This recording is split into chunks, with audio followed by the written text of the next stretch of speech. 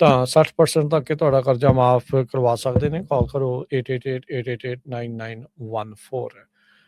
ਮਨਜੀਤ ਸਿੰਘ ਲਾਲ, Avtar Singh Manzil, Clovis, Satnam Singh Sunny, Purewal, Yuba City, Lakhvir Singh Samra, Texas, Gurmel Singh Ladhar, Bakersfield, Amarjit Singh, Stockton, Grewal travel services, Yuba City, tax payroll, visa, OCI card, passport ਦੀਆਂ services ਲੈ ਸਕਦੇ ਹੋ। Call 5307517605।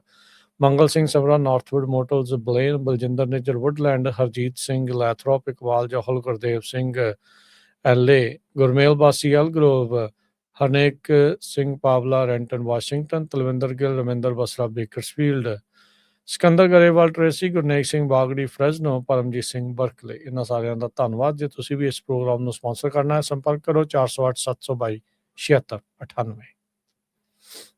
ਜੀ, ਅੱਜ ਦੀਆਂ ਖਬਰਾਂ ਵੱਲ ਚੱਲੀਏ ਤੇ ਜੋ US ਦੀ ਕਾਂਗਰਸ ਵੂਮਨ ਹੈਗੀ ਆ ਇਲਹਾਨ ਉਮਾਰ, ਉਹਨੂੰ ਲੈ ਕੇ ਪ੍ਰੈਜ਼ੀਡੈਂਟ ਟਰੰਪ ਉਹਨਾਂ ਨੇ ਫਿਰ ਆਪਣਾ ਜਿਹੜਾ ਬਿਆਨ ਆ ਉਹਦੇ ਉਲਟ ਕੱਸਿਆ ਹੈਗਾ। ਜਦੋਂ ਉਹਨਾਂ ਨੂੰ ਕੁਐਸਚਨ ਪੁੱਛਿਆ ਗਿਆ ਵੀ ਅੱਜ ਤਾਂ ਇਲਹਾਨ ਉਮਾਰ ਦੇ ਉੱਤੇ ਵੀ ਇੱਕ ਕੋਈ ਪਾਣੀ ਵਰਗਾ ਮਟੀਰੀਅਲ ਆ ਸਿੱਟਿਆ ਗਿਆ ਤੇ ਉਹਨੂੰ ਕਿਸੇ ਤਰ੍ਹਾਂ ਜਿਹੜੀ ਸੱਟ ਚੋਟ ਕਰਨ ਦੀ ਕੋਸ਼ਿਸ਼ ਕੀਤੀ ਗਈ ਹੈਗੀ ਆ।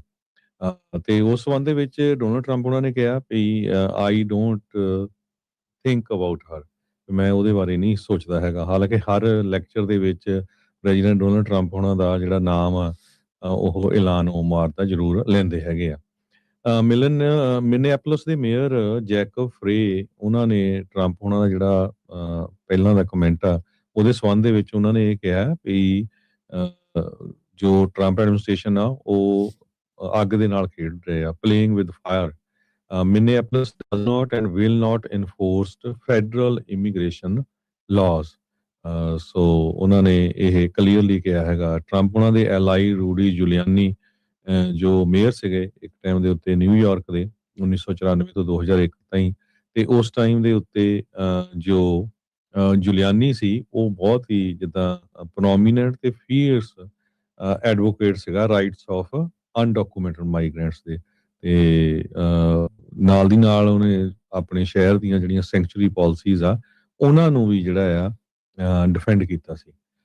ਅੱਜ ਸਵੇਰੇ ਮਿਨੇਸੋਟਾ ਦੇ ਗਵਰਨਰ ਟਿਮ ਵਾਲਜ਼ ਤੇ ਉਹਨਾਂ ਦੀ ਵਾਈਫ ਨੇ ਜੋ ਐਲੈਕਸ ਪ੍ਰੈਟੀ ਜਿੱਥੇ ਉਹਦੀ ਮੌਤ ਹੋਈ ਸੀ ਉੱਥੇ ਮੈਮੋਰੀਅਲ ਬਣਿਆ ਹੋਇਆ, ਕਿਉਂਕਿ ਲੋਕ ਬਹੁਤ ਫੁੱਲ ਵਗੈਰਾ ਹੋਰ ਇਦਾਂ ਦੇ ਜਿਹੜੇ ਨੋਟਸ ਵਗੈਰਾ ਉੱਥੇ ਛੱਡ ਰਹੇ ਹੈਗੇ ਆ। ਤੇ ਉੱਥੇ ਉਹ ਪਹੁੰਚੇ ਤੇ ਕਾਫੀ ਇਮੋਸ਼ਨਲ ਸੀਗੇ। ਉਹਨਾਂ ਨੇ ਆਪਣੀ ਜਿਹੜੀ ਰਿਸਪੈਕਟ ਆ ਉਹ ਐਲੈਕਸ ਪ੍ਰੈਟੀ ਨੂੰ ਦਿੱਤੀ ਹੈਗੀ ਆ। ਉਹਦੇ ਸੰਬੰਧ ਦੇ ਵਿੱਚ ਜਦੋਂ ਇੱਕ ਰਿਪੋਰਟਰ ਨੇ ਉਹਨਾਂ ਨੂੰ ਪੁੱਛਿਆ ਵੀ ਤੁਹਾਨੂੰ ਲੱਗਦਾ ਵੀ ਜਿਹੜਾ ਟਰੰਪ ਐਡਮਿਨਿਸਟ੍ਰੇਸ਼ਨ ਆ ਉਹ ਕਿਸੇ ਤਰ੍ਹਾਂ ਦੀ ਟੋਨ ਉਹਦੀ ਚੇਂਜ ਹੋਈ ਆ ਕਿ ਨਹੀਂ, ਤੁਹਾਡੀ ਗੱਲ ਵੀ ਹੋ ਕੇ ਹਟੀ ਆ। ਕਹਿੰਦੇ ਵੀ ਉਹਦੇ ਸੰਬੰਧ ਵਿੱਚ ਜੋ ਵਾਲਜ਼ ਆ ਉਹਨਾਂ ਨੇ ਇਹ ਕਿਹਾ ਵੀ ਮੈਂ ਟੋਨ ਦੀ ਸ਼ਿਫਟ ਦੇ ਵਿੱਚ ਨਹੀਂ ਇੰਟਰਸਟਡ, ਮੈਂ ਇਹ ਚਾਹੁੰਦਾ ਆ ਵੀ ਆਈਸ ਇੱਥੋਂ ਸਾਡੇ ਸ਼ਹਿਰ ਚੋਂ ਬਾਹਰ ਚਲੇ ਜਾਵੇ ਤੇ ਸਾਨੂੰ ਅਕਾਊਂਟੇਬਿਲਿਟੀ ਚਾਹੀਦੀ ਆ ਜੋ ਕੁਝ ਵਾਪਰਿਆ ਹੈਗਾ, ਵੀ ਕਿਸ ਤਰ੍ਹਾਂ ਜਿਹੜੀਆਂ ਮੌਤਾਂ ਹੋਈਆਂ ਹੈਗੀਆਂ। ਉਹ ਕਹਿੰਦੇ ਵੀ ਸਾਡੀ ਜਿਹੜੀ ਕਮਿਊਨਿਟੀ ਆ ਪੂਰੇ ਟਰਾਮਾ ਦੇ ਵਿੱਚ ਹੈਗੀ ਆ, ਕਿਉਂਕਿ ਜਿਸ ਹਿਸਾਬ ਦੇ ਨਾਲ ਜਿਹੜੇ ਵੀ ਵੀਡੀਓ ਦੇਖਦਾ ਆ ਉਹ ਬੜਾ ਬੰਦਾ ਇਮੋਸ਼ਨਲ ਹੁੰਦਾ ਹੈਗਾ। ਉਹਨਾਂ ਨੇ ਕਿਹਾ ਵੀ ਮੈਂ ਕਾਲ ਜ਼ਰੂਰ ਕੀਤੀ ਸੀ ਪ੍ਰੈਜ਼ੀਡੈਂਟ ਨੂੰ ਜਦੋਂ ਪ੍ਰੈਟੀ ਦੀ ਮੌਤ ਹੋਈ ਆ ਉਹ ਤੋਂ ਬਾਅਦ, ਤੇ ਰੇਨੇ ਗੁੱਡ ਜੋ BBC ਉਹਦੀ ਵੀ ਕੁਝ ਦਿਨ ਪਹਿਲਾਂ ਹੀ ਜਿਹੜੀ ਗੋਲੀਆਂ ਮਾਰ ਕੇ ਹੱਤਿਆ ਕੀਤੀ ਗਈ ਸੀ ਫੈਡਰਲ ਏਜੰਟਸ, ਤੇ ਉਹਦੇ ਵਿੱਚ ਕਹਿੰਦਾ ਮੈਂ ਕਲੀਅਰਲੀ ਕਿਹਾ ਸੀ ਵੀ ਆਈਸ ਨੂੰ ਸਾਡੇ ਸ਼ਹਿਰ ਤੋਂ ਵਿਡਰॉ ਕਰ ਲੈਣਾ ਚਾਹੀਦਾ ਹੈਗਾ, ਖਾਸ ਕਰਕੇ ਜਿਹੜੀਆਂ ਦੋ ਵੱਡੀਆਂ ਇਨਸੀਡੈਂਟਸ ਹੋਈਆਂ ਉਹਨਾਂ ਤੋਂ ਬਾਅਦ। ਤੇ ਉਹਨਾਂ ਨੇ ਕਿਹਾ ਵੀ ਰੇਨੇ ਤੇ ਐਲੈਕਸ ਦੀ ਫੈਮਿਲੀ ਜੋ ਮਿਨੇਸੋਟਾ ਦੇ ਵਿੱਚ ਉਹਨਾਂ ਦੀ ਰਿਸਪੌਂਸਿਬਿਲਿਟੀ ਆ ਵੀ ਉਹਨਾਂ ਨੂੰ ਜਸਟਿਸ ਮਿਲੇ, ਤੇ ਪੂਰੇ ਨੇਸ਼ਨ ਨੂੰ ਕਹਿੰਦੇ ਵੀ ਅਸੀਂ ਸ਼ੋਅ ਕਰਨਾ ਆ ਵੀ ਹਾਂ ਅਸੀਂ ਜਿਹੜੇ 2 ਕਤਲ ਹੋਏ ਸੀ ਉਹਨਾਂ ਨੂੰ ਜਸਟਿਸ ਲੈ ਕੇ ਦਿੱਤਾ ਹੈਗਾ। ਜੀ, ਇਲਹਾਨ ਉਮਾਰ ਦੇ ਉੱਤੇ ਜਿਹੜੇ ਕੱਲ ਜਦ ਬੰਦੇ ਨੇ ਕਿਸੇ ਤਰਲ ਪਦਾਰਥ ਦੇ ਨਾਲ ਹਮਲਾ ਕਰਨ ਦੀ ਕੋਸ਼ਿਸ਼ ਕੀਤੀ, ਇੱਕ ਚੀਜ਼ ਜਿਹੜੀ ਉੱਥੇ ਦੇਖਣ ਨੂੰ ਜਿਹੜੀ ਉਹ ਆਈ ਹਰਜੋਤ ਸਿੰਘ ਜੀ ਵੀ ਉਹ ਅੱਗੋਂ ਭੱਜ ਕੇ ਪਈ ਵੀ ਤੈਨੂੰ ਮੈਂ ਕਟਾਪਾ ਜਿਹੜਾ ਉਹ ਚਾੜਦੀ ਆ। ਸੋ ਕਿਤੇ ਨਾ ਕਿਤੇ ਉਹਨੇ ਉਹ ਚੀਜ਼ ਦਿਖਾਈ। ਉਹਨੇ ਕਿਹਾ ਵੀ ਮੈਂ ਵਾਰ ਟੌਰਨ ਮੁਲਕ ਦੇ ਵਿੱਚੋਂ ਆਈ ਹਾਂ, ਸੋ ਇਦਾਂ ਦੀਆਂ ਚੀਜ਼ਾਂ ਮੈਨੂੰ ਡਰਾਉਂਦੀਆਂ ਨਹੀਂ ਹੈਗੀਆਂ। ਤੇ ਰਾਸ਼ਟਰਪਤੀ ਟਰੰਪ ਹੋਣਾ ਦਾ ਇਹ ਬਿਆਨ ਨਿੰਦਾ ਕਰਨ ਦੀ ਬਜਾਏ ਕਹਿਣਾ ਵੀ ਆਪਾਂ ਕੋਈ ਫਿਕਰ ਹੀ ਜਿਹੜੀ ਉਹ ਮੈਂ ਸੋਚਦਾ ਹੀ ਨਹੀਂ ਇਸ ਚੀਜ਼ ਦੇ ਜਿਹੜਾ ਉਹ ਬਾਰੇ। ਆਈ ਥਿੰਕ ਇਹ ਵੀ ਕਿਤੇ ਨਾ ਕਿਤੇ ਮਾੜੀ ਗੱਲ ਆ। ਪੋਲੀਟੀਕਲ ਵਾਇਲੈਂਸ ਆਲਰੇਡੀ ਅਮਰੀਕਾ ਦੇ ਵਿੱਚ ਵਧੀ ਪਈ ਆ। ਲੈਫਟ ਵਾਲਿਆਂ ਦੇ ਉੱਤੇ ਰਾਈਟ ਵਾਲੇ ਦੋਸ਼ ਲਾਉਂਦੇ ਵੀ ਇਹ ਰੈਟੋਰਿਕ ਇਦਾਂ ਦਾ ਲਿਆਉਂਦੇ ਆ, ਰਾਈਟ ਵਾਲਿਆਂ ਦੇ ਉੱਤੇ ਲੈਫਟ ਵਾਲੇ ਜਿਹੜੇ ਦੋਸ਼ ਆ ਉਹ ਲਿਆਉਂਦੇ ਆ। ਪਰ ਕੋਈ ਇਦਾਂ ਦੀ ਗੱਲ ਨਹੀਂ ਹੈਗੀ ਵੀ ਇੱਕ ਦੂਜੇ ਦੇ ਪ੍ਰਤੀ ਜਿਹੜੇ ਕਹਿ ਲਓ ਵੀ ਐਮਪਥੀ ਜਾਂ ਸਿੰਪਥੀ ਜਿਹੜੀ ਉਹ ਦਿਖਾ ਰਹੇ ਹੋਣ। ਮਿਨੀਐਪੋਲਿਸ ਵਾਲਾ ਤੁਸੀਂ ਦੱਸ ਹੀ ਦਿੱਤਾ ਵੀ ਮੇਅਰ ਦੇ ਨਾਲ ਵੀ ਤੂੰ ਮੈਂ ਇਹਨਾਂ ਦੀ ਜਿਹੜੀ ਉਹ ਹੋ ਚੁੱਕੀ ਆ। ਕ੍ਰਿਸਟੀ ਨਿਓਮ ਦੇ ਕੁਝ ਜਿਹੜੇ ਬਿਆਨ ਇਦਾਂ ਦੇ ਆ ਰਹੇ, ਕਹਿੰਦੇ ਜੀ ਮੈਂ ਤਾਂ ਆਰਡਰ ਫੋਲੋ ਜਿਹੜੇ ਉਹ ਕਰ ਰਹੀ ਸੀਗੀ। ਬਵੀਨੋ ਨੂੰ ਆਲਰੇਡੀ ਬੱਸ ਤੇ ਚਾੜ ਕੇ ਵਾਪਸ ਬਾਰਡਰ ਦੇ ਵੱਲ ਨੂੰ ਜਿਹੜਾ ਉਹ ਕੈਲੀਫੋਰਨੀਆ ਦੇ ਵਿੱਚ ਤੋਰ ਦਿੱਤਾ। ਕਹਿੰਦੇ ਵੀ ਮਿਨੀਐਪੋਲਿਸ ਤੋਂ ਤੁਸੀਂ ਜਿਹੜਾ ਉਹ ਨਿਕਲੋ। ਇਸ ਦੀ ਗਾਜ ਜਿਹੜੀ ਖਾਸੀ ਜਿਹੜੀ ਹਰਜੋਤ ਸਿੰਘ ਜੀ ਡਿੱਗ ਚੁੱਕੀ ਹੈਗੀ ਆ। ਇਹਦਾ ਅਸਰ ਭੈੜਾ ਜਿਹੜਾ ਉਹ ਪਿਆ ਆ। ਜਿਸ ਤਰੀਕੇ ਦੇ ਨਾਲ ਸਰਕਾਰੀ ਤੰਤਰ ਦੇ ਦੁਆਰਾ ਆਪਣੇ ਆਪ ਨੂੰ ਇਸ ਗੋਲੀकांड 'ਚ ਮਾਰੇ ਗਏ ਲੋਕਾਂ ਦੇ ਨੂੰ ਹੀ ਜਿਹੜਾ ਉਹ ਦੋਸ਼ੀ ਠਹਿਰਾਉਣ ਦੀ ਕੋਸ਼ਿਸ਼ ਹੋਈ ਸੀ ਸ਼ੁਰੂਆਤ ਦੇ ਵਿੱਚ। ਜਿੱਦਾਂ ਬਵੀਨੋ ਨੇ ਕਿਹਾ ਸੀਗਾ ਵੀ ਵਾਇਲੈਂਟਲੀ ਰੈਜ਼ਿਸਟ ਕੀਤਾ, ਇਹ ਵੁੱਡ ਬੀ ਅਸੈਸਨ ਆ। ਕ੍ਰਿਸਟੀ ਨਿਓਮ ਕਹਿੰਦੀ ਸੀ ਵੀ ਲਾ ਐਨਫੋਰਸਮੈਂਟ ਦਾ ਮੈਸੇਕਰ ਕਰਨ ਦੇ ਲਈ ਆਇਆ ਸੀ। ਤੇ ਹੁਣ ਜਦੋਂ ਉਸ ਬਾਬਤ ਕਿੰਨੀਆਂ ਜ਼ਿਆਦੀਆਂ ਵੀਡੀਓਜ਼ ਸਾਹਮਣੇ ਆ ਤਾਂ ਇਹਨਾਂ ਨੂੰ ਆਪਣੀਆਂ ਉਹਨਾਂ ਸਟੇਟਮੈਂਟਸ ਤੋਂ ਪਿੱਛੇ ਜਿਹੜਾ ਉਹ ਹਟਣਾ ਪੈ ਰਿਹਾ ਹੈਗਾ ਆ। ਟ੍ਰਿਸ਼ਾ ਮੈਕਲੌਫਲਿਨ ਜਿਹੜੀ DHS ਦੀ ਮੇਨ ਸਪੋਕਸਪਰਸਨ ਆ, ਉਸਨੇ ਜਿਹੜਾ ਇਹ ਕਿਹਾ, ਕਹਿੰਦੇ ਵੀ ਜਿਹੜੀ ਇਨੀਸ਼ੀਅਲ ਸਟੇਟਮੈਂਟ ਅਸੀਂ ਦਿੱਤੀ ਸੀਗੀ ਉਹ CBP ਦੇ ਜਿਹੜੇ ਰਿਪੋਰਟਸ ਦੇ ਹਿਸਾਬ ਦੇ ਨਾਲ ਸੀਗੀ। ਗਰਾਊਂਡ ਦੇ ਉੱਤੇ ਹਾਲਾਤ ਬੜੇ ਕਾਇਓਟਿਕ ਸੀਗੇ, ਤੜਥੱਲੀ ਇੱਕ ਹਿਸਾਬ ਦੇ ਨਾਲ ਮਚੀ ਪਈ ਸੀ। ਇਸੇ ਲਈ ਕਹਿੰਦੇ ਵੀ ਅਸੀਂ ਇਨਵੈਸਟੀਗੇਸ਼ਨ ਉਸ ਨੂੰ ਕਰਵਾਉਣ ਜਾ ਰਹੇ ਹਾਂ। ਡਿਪਾਰਟਮੈਂਟ ਆਫ ਹੋਮਲੈਂਡ ਸਿਕਿਉਰਿਟੀ ਨੇ 16 ਜਿਹੜੀਆਂ ਬਾਰਡਰ ਪੈਟਰੋਲ ਏਜੰਟ ਦੇ ਨਾਲ ਸੰਬੰਧਿਤ ਫੈਡਰਲ ਏਜੰਟਸ ਦੇ ਨਾਲ ਸੰਬੰਧਿਤ ਰੀਸੈਂਟਲੀ ਹੋਏ ਗੋਲੀकांड ਦੇ ਵਿੱਚ ਉਹ ਇਨਵੈਸਟੀਗੇਸ਼ਨ ਕਹਿੰਦੇ ਵੀ ਕੰਪਲੀਟ ਕਰ ਲਈਆਂ ਤੇ ਜਿਨ੍ਹਾਂ ਵਿੱਚ ਇਹ ਕਿਹਾ ਆ ਵੀ CBP ਦਾ ਕਿਸੇ ਦੇ ਵਿੱਚ ਵੀ ਕਸੂਰ ਨਹੀਂ ਜਿਹੜਾ ਉਹ ਸੀਗਾ। ਸੋ ਡੋਮੈਸਟਿਕ ਟੈਰਰਿਸਟ ਐਲੈਕਸ ਪ੍ਰੈਟੀ ਨੂੰ ਆਖਿਆ ਗਿਆ ਸੀਗਾ। ਉਦੋਂ ਇਹ ਕਿਹਾ ਸੀਗਾ ਵੀ ਇਹ ਤਾਂ ਲਾ ਐਨਫੋਰਸਮੈਂਟ ਦਾ ਕਤਲੋਗਾਰਤ ਕਰਨ ਦੇ ਲਈ ਜਿਹੜਾ ਆ ਰਿਹਾ ਸੀ। ਬਹੁਤ ਸਾਰੇ ਜਿਹੜੇ ਵੈਟਰਨ ਵੀ ਜਿਨ੍ਹਾਂ ਨੇ ਵਾਰਸ ਜਿਹੜੀਆਂ ਦੇਖੀਆਂ ਉਹਨਾਂ ਨੇ ਵੀ ਬਹੁਤ ਜ਼ਿਆਦਾ ਆਲੋਚਨਾ ਇਸ ਟਾਈਮ CBP ਦੀ ਫੈਡਰਲ ਏਜੰਟਸ ਦੀ ਜਿਹੜੀ ਉਹ ਕਰ ਰਹੇ ਆ। ਕਹਿੰਦੇ ਵੀ ਇਹ ਵਰਤਾਰਾ, ਇਹ ਵਤੀਰਾ ਠੀਕ ਨਹੀਂ ਹੈਗਾ। ਡਿਊ ਪ੍ਰੋਸੈਸ ਤੇ ਤੁਹਾਡੇ ਜਿਹੜੇ ਰਾਈਟਸ ਆ ਜਦੋਂ ਉਸ ਨੂੰ ਟਰੈਂਪਲ ਕਰਨ ਲੱਗ ਜਾਂਦੇ, ਉਸ ਨੂੰ ਮਧੋਲਣ ਲੱਗ ਜਾਂਦੇ ਆ ਤਾਂ ਕੰਮ ਜਿਹੜਾ ਉਹ ਚੰਗਾ ਜਿਹੜਾ ਉਹ ਨਹੀਂ ਹੁੰਦਾ। ਸਟੀਵਨ ਮਿਲਰ ਜਿਹੜਾ ਕਿ ਇਮੀਗ੍ਰੇਸ਼ਨ ਐਨਫੋਰਸਮੈਂਟ ਦਾ ਮੇਨ ਸੂਤਰਧਾਰ ਆ ਟਰੰਪ ਪ੍ਰਸ਼ਾਸਨ ਦੇ ਵਿੱਚ, ਉਹਨੇ ਕਿਹਾ ਵੀ ਹੁਣ ਇਵੈਲੂਏਟ ਜਿਹੜਾ ਉਹ ਕਰ ਰਹੇ ਆ ਤੇ ਕਹਿੰਦੇ ਵੀ CBP ਨੇ ਕਿਉਂ ਪ੍ਰੋਪਰ ਪ੍ਰੋਟੋਕਾਲ ਜਿਹੜਾ ਆ ਉਹ ਫੋਲੋ ਨਹੀਂ ਕੀਤਾ। ਇਸ ਨੇ ਉਸੇ ਟਾਈਮ ਕੁਝ ਘੰਟਿਆਂ ਦੇ ਵਿੱਚ ਉਸ ਨੂੰ ਅਸੈਸਨ ਆਖਿਆ ਸੀਗਾ ਵੀ ਇਹ ਮਾਰਨ ਦੇ ਲਈ ਐਲੈਕਸ ਪ੍ਰੈਟੀ ਜਿਹੜਾ ਉੱਥੇ ਪਹੁੰਚਿਆ ਹੋਇਆ ਸੀਗਾ। ਉਧਰ JD ਵੈਂਸ ਨੇ ਜਿਹੜਾ ਮੇਅਰ ਜੇਕਬ ਫਰੇ ਆ, ਟਰੰਪ ਦੇ ਜੇਕਬ ਫਰੇ ਹੁਣਾਂ ਦੇ ਜਿਹੜੇ ਸਿੰਘ ਫਸੇ ਆ ਉਹਦੇ ਵਿੱਚ ਆਪਣੀ ਜਿਹੜੇ ਕਹਿ ਲਓ ਵੀ ਲੱਤ ਉਹਨਾਂ ਨੇ ਵੀ ਫਸਾਈ ਆ। ਉਹ ਕਹਿੰਦੇ ਵੀ ਹਾਊ ਅਬਾਊਟ ਫੈਡਰਲ ਲਾ ਐਨਫੋਰਸਮੈਂਟ ਏਜੰਟ, ਕਹਿੰਦੇ ਵੀ 911 ਕਾਲ ਕਰਦੇ ਉਹ ਸੇਫ ਜਿਹੜੇ ਆ ਉਹ ਫੀਲ ਕਿਉਂ ਨਹੀਂ ਜਿਹੜਾ ਉਹ ਕਰ ਰਹੇ ਹੈਗੇ, ਕਿਉਂ ਪੁਲਿਸ ਅਫਸਰ ਜਿਹੜੇ ਉਹਨਾਂ ਨੂੰ ਹੈਲਪ ਜਿਹੜਾ ਉਹ ਨਹੀਂ ਕਰ ਰਹੇ ਹੈਗੇ। ਮੇਅਰ ਜੇਕਬ ਫਰੇ ਨੇ ਕਿਹਾ ਸੀਗਾ ਵੀ ਅਸੀਂ ਫੈਡਰਲ ਇਮੀਗ੍ਰੇਸ਼ਨ ਲਾਜ਼ ਆ ਉਹਨਾਂ ਨੂੰ ਐਨਫੋਰਸ ਨਹੀਂ ਜਿਹੜਾ ਉਹ ਕਰਾਂਗੇ। ਸੋ ਇਹ ਜਿਹੜੀ ਸਥਿਤੀ ਜਿਹੜੀ ਉਹ ਬਣੀ ਪਈ ਆ। ਉਧਰ ਜਰਮਨ ਦੀ ਜਿਹੜੀ ਸਰਕਾਰ ਆ ਉਹਨਾਂ ਨੇ ਕਿਹਾ ਵੀ ਇਸ ਟਾਈਮ ਅਮਰੀਕਾ 'ਚ ਫਾਸੀਵਾਦ, ਫੈਸਿਜ਼ਮ ਜਿਹੜਾ ਉਹ ਇੱਕ ਹਿਸਾਬ ਦੇ ਨਾਲ ਵੱਧ ਰਿਹਾ ਆ ਤੇ ਲੋਕਾਂ ਨੂੰ ਜਿਹੜੇ ਜਰਮਨੀ ਦੇ ਲੋਕ ਉੱਥੋਂ ਆ ਰਹੇ ਇੱਧਰ ਸੈਲਾਨੀ ਖਾਸ ਕਰਕੇ ਘੁੰਮਣ ਫਿਰਨ ਦੇ ਲਈ, ਉਹਨਾਂ ਨੂੰ ਕਿਹਾ ਵੀ ਵਿਜੀਲੈਂਟ ਜਿਹੜੇ ਰਹੋ, ਟਰੈਵਲਰ ਜਿਹੜੇ ਅਮਰੀਕਾ ਨੂੰ ਆ ਰਹੇ ਆ ਤੇ ਮਿਨੀਐਪੋਲਿਸ ਦੇ ਵਿੱਚ ਜਿਹੜੀਆਂ ਕਰਾਊਡਸ ਆ, ਭੀੜਾਂ ਆ, ਉਹਨਾਂ ਤੋਂ ਤੁਸੀਂ ਪਰੇ ਹੀ ਜਿਹੜਾ ਉਹ ਰਹੋ। ਸੋ ਜਿਹੜੇ ਜਰਮਨੀ ਦੇ ਫੋਰਨ ਮਿਨਿਸਟਰ ਆ ਉਹਨਾਂ ਨੇ ਅਮਰੀਕਾ 'ਚ ਇਹ ਜਿਹੜੇ ਚੱਲ ਰਹੇ ਹਾਲਾਤ ਆ ਉਸ ਨੂੰ ਲੈ ਕੇ ਗੱਲਾਂ ਜਿਹੜੀਆਂ ਉਹ ਇਸ ਤਰੀਕੇ ਨਾਲ ਕੀਤੀਆਂ ਆ।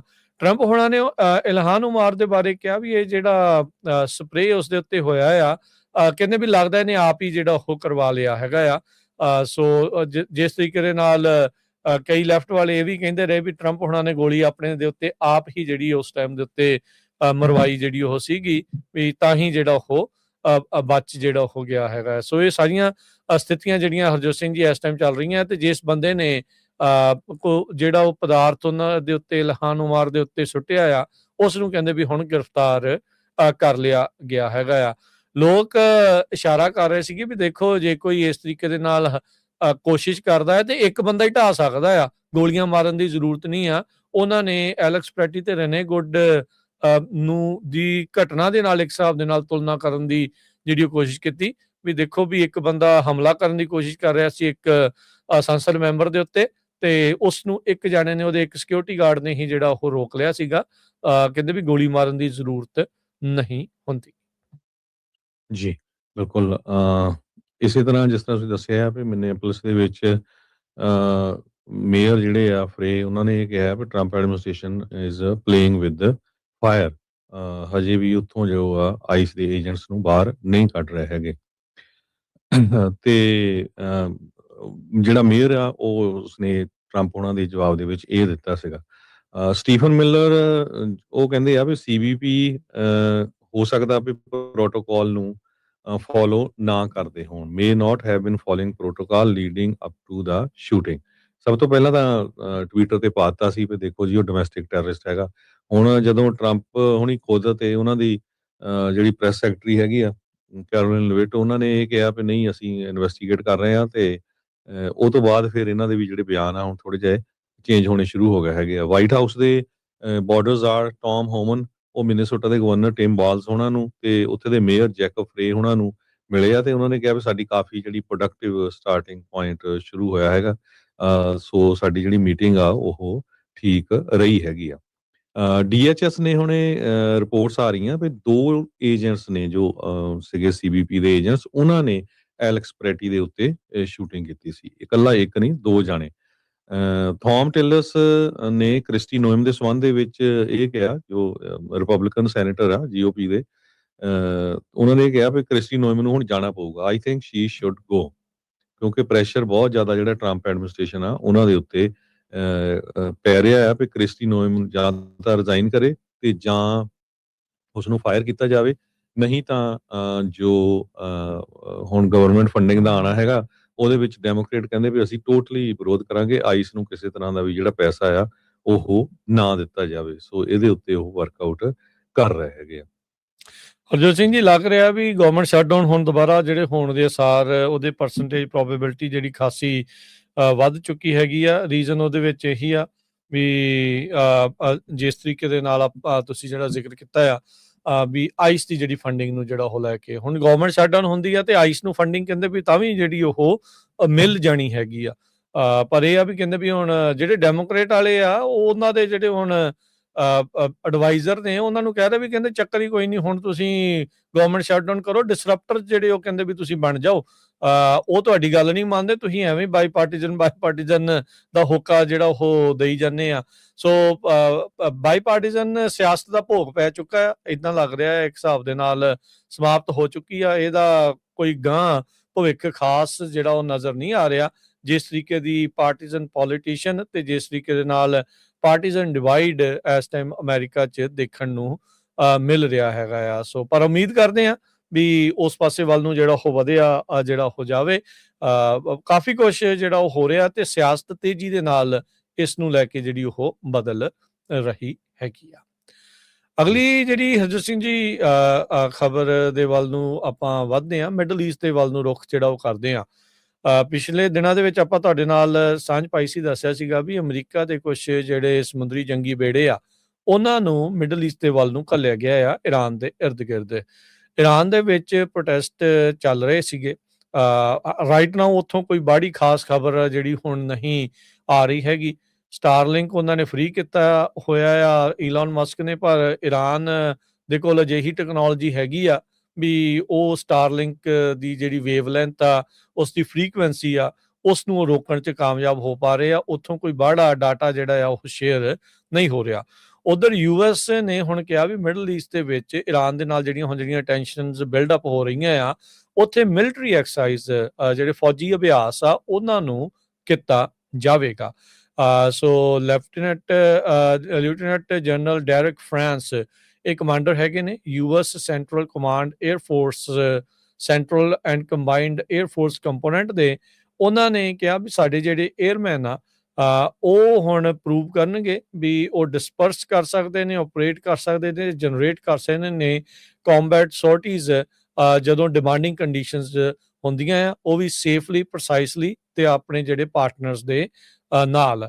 ਸੋ ਡੋਨਲਡ ਟਰੰਪ ਹੁਣਾਂ ਨੇ ਆਲਰੇਡੀ ਅਨਾਉਂਸ ਕੀਤਾ ਸੀਗਾ ਵੀ ਅਰਮਾਡਾ ਜਿਹੜਾ ਆ ਉਹ ਪਹੁੰਚ ਰਿਹਾ ਆ, ਵੀ ਆਪਣੇ ਜਿਹੜੇ ਜੰਗੀ ਬੇੜੇ ਤੇ ਬਾਕੀ ਸਾਰਾ ਬਰੂਦ ਬਰਾਦ ਲੈ ਕੇ ਜਿਹੜਾ ਅਸੀਂ ਈਰਾਨ ਦੇ ਵੱਲ ਨੂੰ ਜਿਹੜਾ ਉਹ ਪਹੁੰਚ ਰਹੇ ਆ, ਤੇ ਮਿਲਟਰੀ ਐਕਸ਼ਨ ਜਿਹੜਾ ਉੱਥੇ ਦੀ ਰਜੀਮ ਦੇ ਉਲਟ ਹੋ ਸਕਦਾ ਹੈਗਾ ਆ। ਸੋ ਕਹਿੰਦੇ ਵੀ next attack will be far worse than last years ਜਿਹੜੇ ਨਿਊਕਲੀਅਰ ਫੈਸਿਲਿਟੀਜ਼ ਦੇ ਉੱਤੇ ਸਟ੍ਰਾਈਕ ਕੀਤਾ ਸੀਗਾ।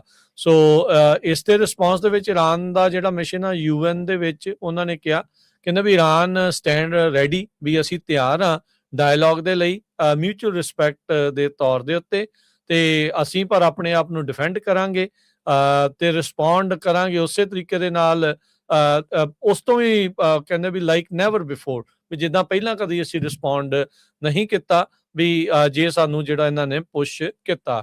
USS Abraham Lincoln carrier strike group already Monday ਪਰਸੋਂ ਦਾ ਉੱਥੇ ਪਹੁੰਚ ਚੁੱਕਾ ਹੈਗਾ ਆ, ਸੈਂਟਰਲ ਕਮਾਂਡ ਦੇ ਅੰਡਰ ਜਿਹੜਾ ਉਹ ਪਹੁੰਚ ਗਿਆ, ਜਿਹੜਾ ਮਿਡਲ ਈਸਟ ਤੇ ਵੈਸਟ ਤੇ ਸੈਂਟਰਲ ਏਸ਼ੀਆ ਦੇ ਵਿੱਚ US ਦੀ ਫੋਰਸਿਸ ਨੂੰ ਓਵਰਸੀ ਕਰਦੇ ਜਿਹੜੇ ਉਹ ਹੈਗੇ ਆ। ਟਰੰਪ ਉਹਨਾਂ ਨੇ ਬੀਤੇ ਸ਼ੁੱਕਰਵਾਰ ਕਿਹਾ ਸੀਗਾ ਵੀ we have lots of ships going that direction just in case I rather not see anything happen, but we are watching them very closely. ਅਸੀਂ ਬਹੁਤ ਨਜ਼ਦੀਕੀ ਦੇ ਨਾਲ ਦੇਖ ਰਹੇ ਹੈਗੇ ਆ। ਸੋ ਇਸ ਟਾਈਮ ਉੱਥੇ ਹੁਣ ਪ੍ਰੋਟੈਸਟ ਕਿੰਨੇ ਕੁ ਜ਼ਿਆਦਾ ਹੋ ਰਹੇ ਆ, ਉਸ ਦੇ ਬਾਰੇ ਕੋਈ ਬਾਹਰੀ ਖਬਰ ਹਰਜੋਤ ਸਿੰਘ ਜੀ ਨਜ਼ਰ ਨਹੀਂ ਆ ਰਹੀ, ਕੋਈ ਸਾਹਮਣੇ ਚੀਜ਼ਾਂ ਜਿਹੜੀਆਂ ਉਹ ਨਹੀਂ ਆ ਰਹੀਆਂ। ਸੋ ਲੱਗ ਰਿਹਾ ਹੈ ਵੀ ਸ਼ਾਇਦ ਈਰਾਨ ਦੀ ਜਿਹੜੀ ਸਰਕਾਰ ਆ, ਉਹਨਾਂ ਨੇ ਜਿਹੜੇ ਪ੍ਰੋਟੈਸਟ ਆ ਉਹਨਾਂ ਨੂੰ ਦੱਬਣ ਦੇ ਵਿੱਚ ਕਿਤੇ ਨਾ ਕਿਤੇ ਕਾਮਯਾਬੀ ਉੱਥੇ ਹਾਸਲ ਕਰ ਲਈ ਹੈਗੀ ਆ। 5000 ਤੋਂ ਵੱਧ ਮੌਤਾਂ ਜਿਹੜੀਆਂ ਪ੍ਰੋਟੈਸਟਰਸ ਦੀਆਂ, ਇਹ ਅਨੁਮਾਨ ਜਿਹੜਾ ਉਹ ਲਾਇਆ ਜਾ ਰਿਹਾ ਆ। ਇੱਕ US based human right activist news agency, ਉਹਨਾਂ ਨੇ ਜਿਹੜਾ ਉਹ ਕਿਹਾ ਆ, ਤੇ ਕਹਿੰਦੇ ਵੀ ਅਸੀਂ 17000 ਹੋਰ ਜਿਹੜੀਆਂ ਉੱਥੇ ਮੌਤਾਂ ਹੋਈਆਂ ਆ ਉਹਨਾਂ ਦਾ ਰਿਵਿਊ ਜਿਹੜਾ ਉਹ ਕਰ ਰਹੇ ਆ। ਇਹ ਨੰਬਰ ਦੀ ਪੁਸ਼ਟੀ ਕਿਸੇ ਦੇ ਕੋਲ ਨਹੀਂ ਆ, ਸਿਰਫ ਇਹ ਜਿਹੜੇ human right activist news agency ਵਾਲੇ ਆ, ਉਹ ਇਹ ਦਾਅਵਾ ਕਰ ਰਹੇ ਆ ਵੀ 5800 ਤੋਂ ਵੱਧ ਮੌਤਾਂ ਪਿਛਲੇ ਜਿਹੜੇ 1-2 ਮਹੀਨੇ ਦੇ ਵਿੱਚ ਹੋਏ ਪ੍ਰੋਟੈਸਟ ਆ ਉਹਦੇ ਵਿੱਚ ਈਰਾਨ 'ਚ ਹੋ ਚੁੱਕੀਆਂ ਆ। ਜੀ ਬਿਲਕੁਲ। ਅਗਲੀ ਖਬਰ ਵੱਲ ਚਲੀਏ। ਮਾਰਕੋ ਰੂਬੀਓ ਜੋ ਸੈਕਟਰੀ ਆਫ ਸਟੇਟ ਹੈਗੇ ਆ, ਉਹਨਾਂ ਦੀ ਅੱਜ ਸੈਨੇਟ ਦੇ ਸਾਹਮਣੇ ਹੀਅਰਿੰਗ ਚੱਲ ਰਹੀ ਹੈਗੀ ਆ। ਉਹਦੇ ਵਿੱਚ ਉਹਨਾਂ ਨੇ ਇਹ ਕਿਹਾ ਵੀ ਵੈਨਜ਼ੂਏਲਾ ਦੇ ਮਾਮਲੇ ਦੇ ਵਿੱਚ ਸਾਰੇ ਕੁਐਸਚਨ ਉਹਨਾਂ ਨੂੰ ਪੁੱਛੇ ਜਾ ਰਹੇ ਆ। ਕਹਿੰਦੇ ਵੀ ਵੈਨਜ਼ੂਏਲਾ ਦੇ ਮਾਮਲੇ 'ਚ ਕਾਫੀ ਵਧੀਆ ਤੇ ਡੀਸੈਂਟ ਪ੍ਰੋਗਰੈਸ ਜੋ ਆ ਉਹ ਹੋ ਰਹੀ ਹੈਗੀ ਆ। ਟਰੰਪ ਐਡਮਿਨਿਸਟ੍ਰੇਸ਼ਨ ਨੇ ਜਦੋਂ ਮਿਲਟਰੀ ਆਪਰੇਸ਼ਨ ਕੀਤਾ ਸੀ ਤੇ ਉਸ ਟਾਈਮ ਦੇ ਉੱਤੇ ਉੱਥੇ ਦੇ ਪ੍ਰੈਜ਼ੀਡੈਂਟ ਨਿਕੋਲਸ ਮਦੂਰੋ ਨੂੰ ਆਪਣੇ ਹੀ ਜਿਹੜੀ ਮਿਲਟਰੀ ਆ ਉਹ ਉੱਥੋਂ ਚੱਕ ਲਿਆਈ ਸੀ, ਕਿਉਂਕਿ ਉਹ ਲੋੜੀਂਦਾ ਸੀ, ਉਹਦੇ ਸਿਰ ਤੇ ਨਾਮ ਰੱਖਿਆ ਸੀ ਡਰੱਗ ਭੇਜਣ ਦੇ ਮਾਮਲੇ ਦੇ ਵਿੱਚ। ਰਿਪਬਲਿਕਨਸ ਤੇ ਜੋ ਡੈਮੋਕ੍ਰੇਟ ਲਾਮੇਕਰਸ ਆ, ਉਹ ਇਸ ਸਿਚੁਏਸ਼ਨ ਦੇ ਉੱਤੇ ਡਿਸਕਸ ਕਰ ਰਹੇ ਹੈਗੇ ਆ ਜਿਸ ਟਾਈਮ ਆਪਾਂ ਤੁਹਾਡੇ ਨਾਲ ਖਬਰਾਂ ਸਾਂਝੀਆਂ ਕਰ ਰਹੇ ਹੈਗੇ ਆ। ਰੂਬੀ ਹੁਣ ਉਹਨੇ ਇਹ ਕਿਹਾ ਹੈ ਵੀ ਸੈਨੇਟ ਫੋਰਨ ਰਿਲੇਸ਼ਨ ਕਮੇਟੀ ਜੋ ਹੈਗੀ ਆ, ਉਹ major US national security threat ਆ ਇਨ ਇਟਸ ਓਨ ਹੈਮੀਸਫੀਅਰ। ਤੇ ਜਨਵਰੀ 3 ਦਾ ਜਿਹੜਾ ਆਪਰੇਸ਼ਨ ਸੀ ਡਿਪੋਜ਼ ਕਰਨ ਦਾ ਮਦੂਰੋ ਨੂੰ, ਉਹ ਇਹਦੇ ਤਹਿਤ ਕੀਤਾ ਗਿਆ ਹੈ। ਕਹਿੰਦੇ ਟਰੰਪ ਉਹਨਾਂ ਦੇ ਟੌਪ ਡਿਪਲੋਮੇਟ ਤੇ ਅਮਰੀਕਨ ਲੋਕ ਹੁਣ ਆਪਣੇ ਆਪ ਨੂੰ ਕਾਫੀ ਸੇਫਰ ਸਮਝਦੇ ਹੈਗੇ ਆ ਇਸ ਰਿਜ਼ਲਟ ਤੋਂ ਕਿ ਆਪਾਂ ਸਾਊਥ ਅਮਰੀਕਾ ਤੋਂ, ਵੈਨਜ਼ੂਏਲਾ ਤੋਂ, ਜੋ ਉੱਥੇ ਦਾ ਮੇਨ ਲੀਡਰ ਸੀ, ਉਸ ਨੂੰ ਚੱਕ ਲਿਆਏ ਹੈਗੇ ਆ।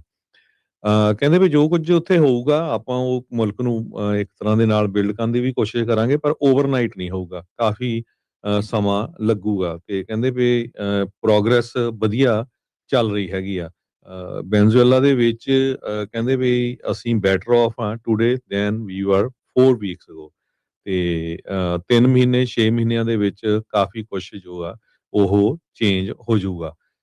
ਫਲੋਰੀਡਾ ਦੇ ਸਾਬਕਾ ਸੈਨੇਟਰ ਨੇ ਵੈਨਜ਼ੂਏਲਾ ਦੇ ਸੰਬੰਧ ਦੇ ਵਿੱਚ ਕਿਹਾ ਵੀ ਜੋ ਇੰਟਰਮ ਲੀਡਰ ਆ ਵੈਨਜ਼ੂਏਲਾ ਦੇ, ਉਹ ਕੋਆਪਰੇਟ ਕਰ ਰਹੇ ਹੈਗੇ ਆ ਤੇ ਅਸੀਂ ਬਹੁਤ ਜਲਦੀ ਜਿਹੜੇ ਬੈਨੀਫਿਟਸ ਹੋਣਗੇ ਉਹ ਦੇਖਣੇ ਸ਼ੁਰੂ ਕਰ ਦੇਵਾਂਗੇ। ਤੇ ਕਹਿੰਦੇ ਵੀ ਵੈਨਜ਼ੂਏਲਾ ਹੁਣ ਤੇਲ ਵੀ ਵੇਚ ਸਕਦਾ ਹੈਗਾ ਸਬਜੈਕਟ ਟੂ US ਸੈਂਕਸ਼ਨਸ। ਵੀ ਕਿਹੜੇ-ਕਿਹੜੇ ਮੁਲਕਾਂ ਨੂੰ ਵੇਚ ਸਕਦਾ, ਕਿਹੜਿਆਂ ਨੂੰ ਨਹੀਂ ਵੇਚ ਸਕਦਾ। ਆਪਾਂ ਨੂੰ ਪਤਾ ਹੈ ਪਿਛਲੇ ਸਮੇਂ 'ਚ ਆਪਾਂ ਤੁਹਾਡੇ ਨਾਲ ਡਿਸਕਸ ਕੀਤਾ ਸੀ ਵੀ ਵੈਨਜ਼ੂਏਲਾ ਚਾਈਨਾ ਨੂੰ ਤੇ ਕਿਊਬਾ ਨੂੰ ਜਿਹੜਾ ਤੇ ਈਰਾਨ ਨੂੰ ਵੀ ਜਿਹੜਾ ਤੇਲ ਭੇਜਦਾ ਸੀਗਾ। ਕਹਿੰਦੇ ਵੀ ਜਿਹੜੀ ਆਇਲ ਸੇਲਸ ਆ, ਤੇਲ ਦੀਆਂ ਜਿਹੜੀਆਂ ਸੇਲਸ ਹੋ ਗਈਆਂ, ਉਹ ਇੱਕ ਅਕਾਊਂਟ ਦੇ ਵਿੱਚ ਸੈਟਅਪ ਕੀਤੀਆਂ ਜਾਊਗੀਆਂ, ਡਿਪੋਜ਼ਿਟ ਕੀਤੀਆਂ ਜਾਊਗੀਆਂ, ਜਿਸ ਨੂੰ ਯੂਐਸ ਟ੍ਰੈਜਰੀ ਜੋ ਆ ਉਹ ਕੰਟਰੋਲ ਕਰੂਗਾ। ਤੇ ਵਾਸ਼ਿੰਗਟਨ ਦੇ ਵਿੱਚ ਅਪਰੂਵਲ ਤੋਂ ਬਾਅਦ ਉਹਨਾਂ ਨੂੰ ਪੈਸੇ ਦਿੱਤੇ ਜਾਊਗੇ। ਮੰਥਲੀ ਬਜਟ ਜੋ ਆ ਉਹ ਵੈਨਜ਼ੂਏਲਾ ਅਥਾਰਟੀਜ਼ ਨੂੰ ਸਬਮਿਟ ਕੀਤਾ ਜਾਊਗਾ। ਸੋ ਇਹ ਪੂਰੀ ਜਿਹੜੀ ਡਿਟੇਲ ਆ, ਅੱਜ ਕਿਸ ਤਰ੍ਹਾਂ ਉੱਥੇ ਮਿਲਟਰੀ ਸਟ੍ਰਾਈਕ ਹੋਈ, ਕਿਸ ਤਰ੍ਹਾਂ ਉਹਨੂੰ ਚੱਕ ਕੇ ਲਿਆਏ ਤੇ ਕਿਸ ਤਰ੍ਹਾਂ ਜੋ ਆਉਣ ਵਾਲੇ ਸਮੇਂ ਦੇ ਵਿੱਚ ਜੋ ਵੈਨਜ਼ੂਏਲਾ ਆ ਉਹਦੀ ਕਿਸ ਤਰ੍ਹਾਂ ਜਿਹੜੀ ਸਟੇਬਲ ਸਰਕਾਰ ਬਣੂਗੀ, ਤਾਂ ਕਿ ਜਿਹੜੀ ਅਮਰੀਕਾ ਦੇ ਨਾਲ ਰਲ ਕੇ ਉਹ ਜੋ ਚੱਲ ਸਕੇ। ਇਹ ਸਾਰੇ ਸੰਬੰਧ ਦੇ ਵਿੱਚ ਮਾਰਕੋ ਰੂਬੀਓ ਉਹਨਾਂ ਦੀ ਜਿਹੜੀ ਹੀਅਰਿੰਗ ਆ ਉਹ ਚੱਲ ਰਹੀ ਹੈਗੀ ਆ। ਜੀ। ਬ੍ਰੇਕ ਲਵਾਂਗੇ, ਬ੍ਰੇਕ ਤੋਂ ਬਾਅਦ ਮੁੜਦੇ ਹਾਂ ਵਾਪਸ। ਖਬਰਾਂ ਦਾ ਸਿਲਸਿਲਾ ਜਾਰੀ ਜਿਹੜਾ ਉਹ ਰਹੇਗਾ। H1B ਨੂੰ ਲੈ ਕੇ ਟੈਕਸਸ ਵਾਲਿਆਂ ਨੇ ਇੱਕ ਵੱਡਾ ਕਦਮ ਜਿਹੜਾ ਉਹ ਚੱਕਿਆ ਆ, ਉਹਦੇ ਵਿੱਚ ਕੀ ਆ ਉਹ ਆਪਾਂ ਤੁਹਾਡੇ ਨਾਲ ਸ਼ੇਅਰ ਕਰਦੇ ਹਾਂ। ਮਿਲਦੇ ਇੱਕ ਬ੍ਰੇਕ ਤੋਂ ਬਾਅਦ 'ਚ।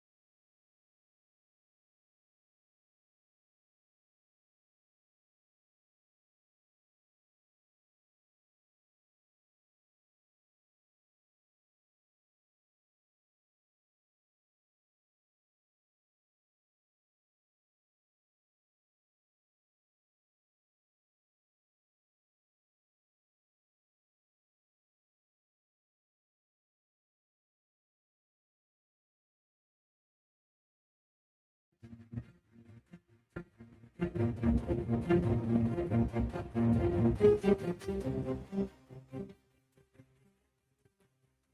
ਤੋਂ ਬਾਅਦ ਇੱਕ ਵਾਰੀ ਫਿਰ ਆਪ ਸਭ ਦਾ ਸਵਾਗਤ ਕਰਦੇ ਹਾਂ ਸੋਤੇ programme update America. Harjot Singh ji, ਜੀ ਆਇਆਂ ਨੂੰ, ਸਤਿ ਸ੍ਰੀ ਅਕਾਲ। ਸਤਿ ਸ਼੍ਰੀ ਅਕਾਲ, ਧੰਨਵਾਦ, ਜੀ ਆਇਆਂ ਨੂੰ। ਅਗਲੀ ਜਿਹੜੀ ਹਰਜੋਤ ਸਿੰਘ ਜੀ ਖਬਰ ਕਰਦੇ ਜਾਈਏ, ਟੈਕਸਸ ਨੇ ਕਹਿੰਦੇ ਵੀ ਜਿਹੜੇ ਸਕਿਲਡ ਫੋਰਨ ਵਰਕਰਸ ਆ ਉਹਨਾਂ ਦੇ ਵੀਜ਼ੇਸ ਦੇ ਉੱਤੇ ਇੱਕ ਹਿਸਾਬ ਦੇ ਨਾਲ ਰੋਕ ਲਾਉਣ ਨੂੰ ਲੈ ਕੇ ਕਦਮ ਜਿਹੜੇ ਉਹ ਅੱਗੇ ਚੱਕ ਲਏ ਆ।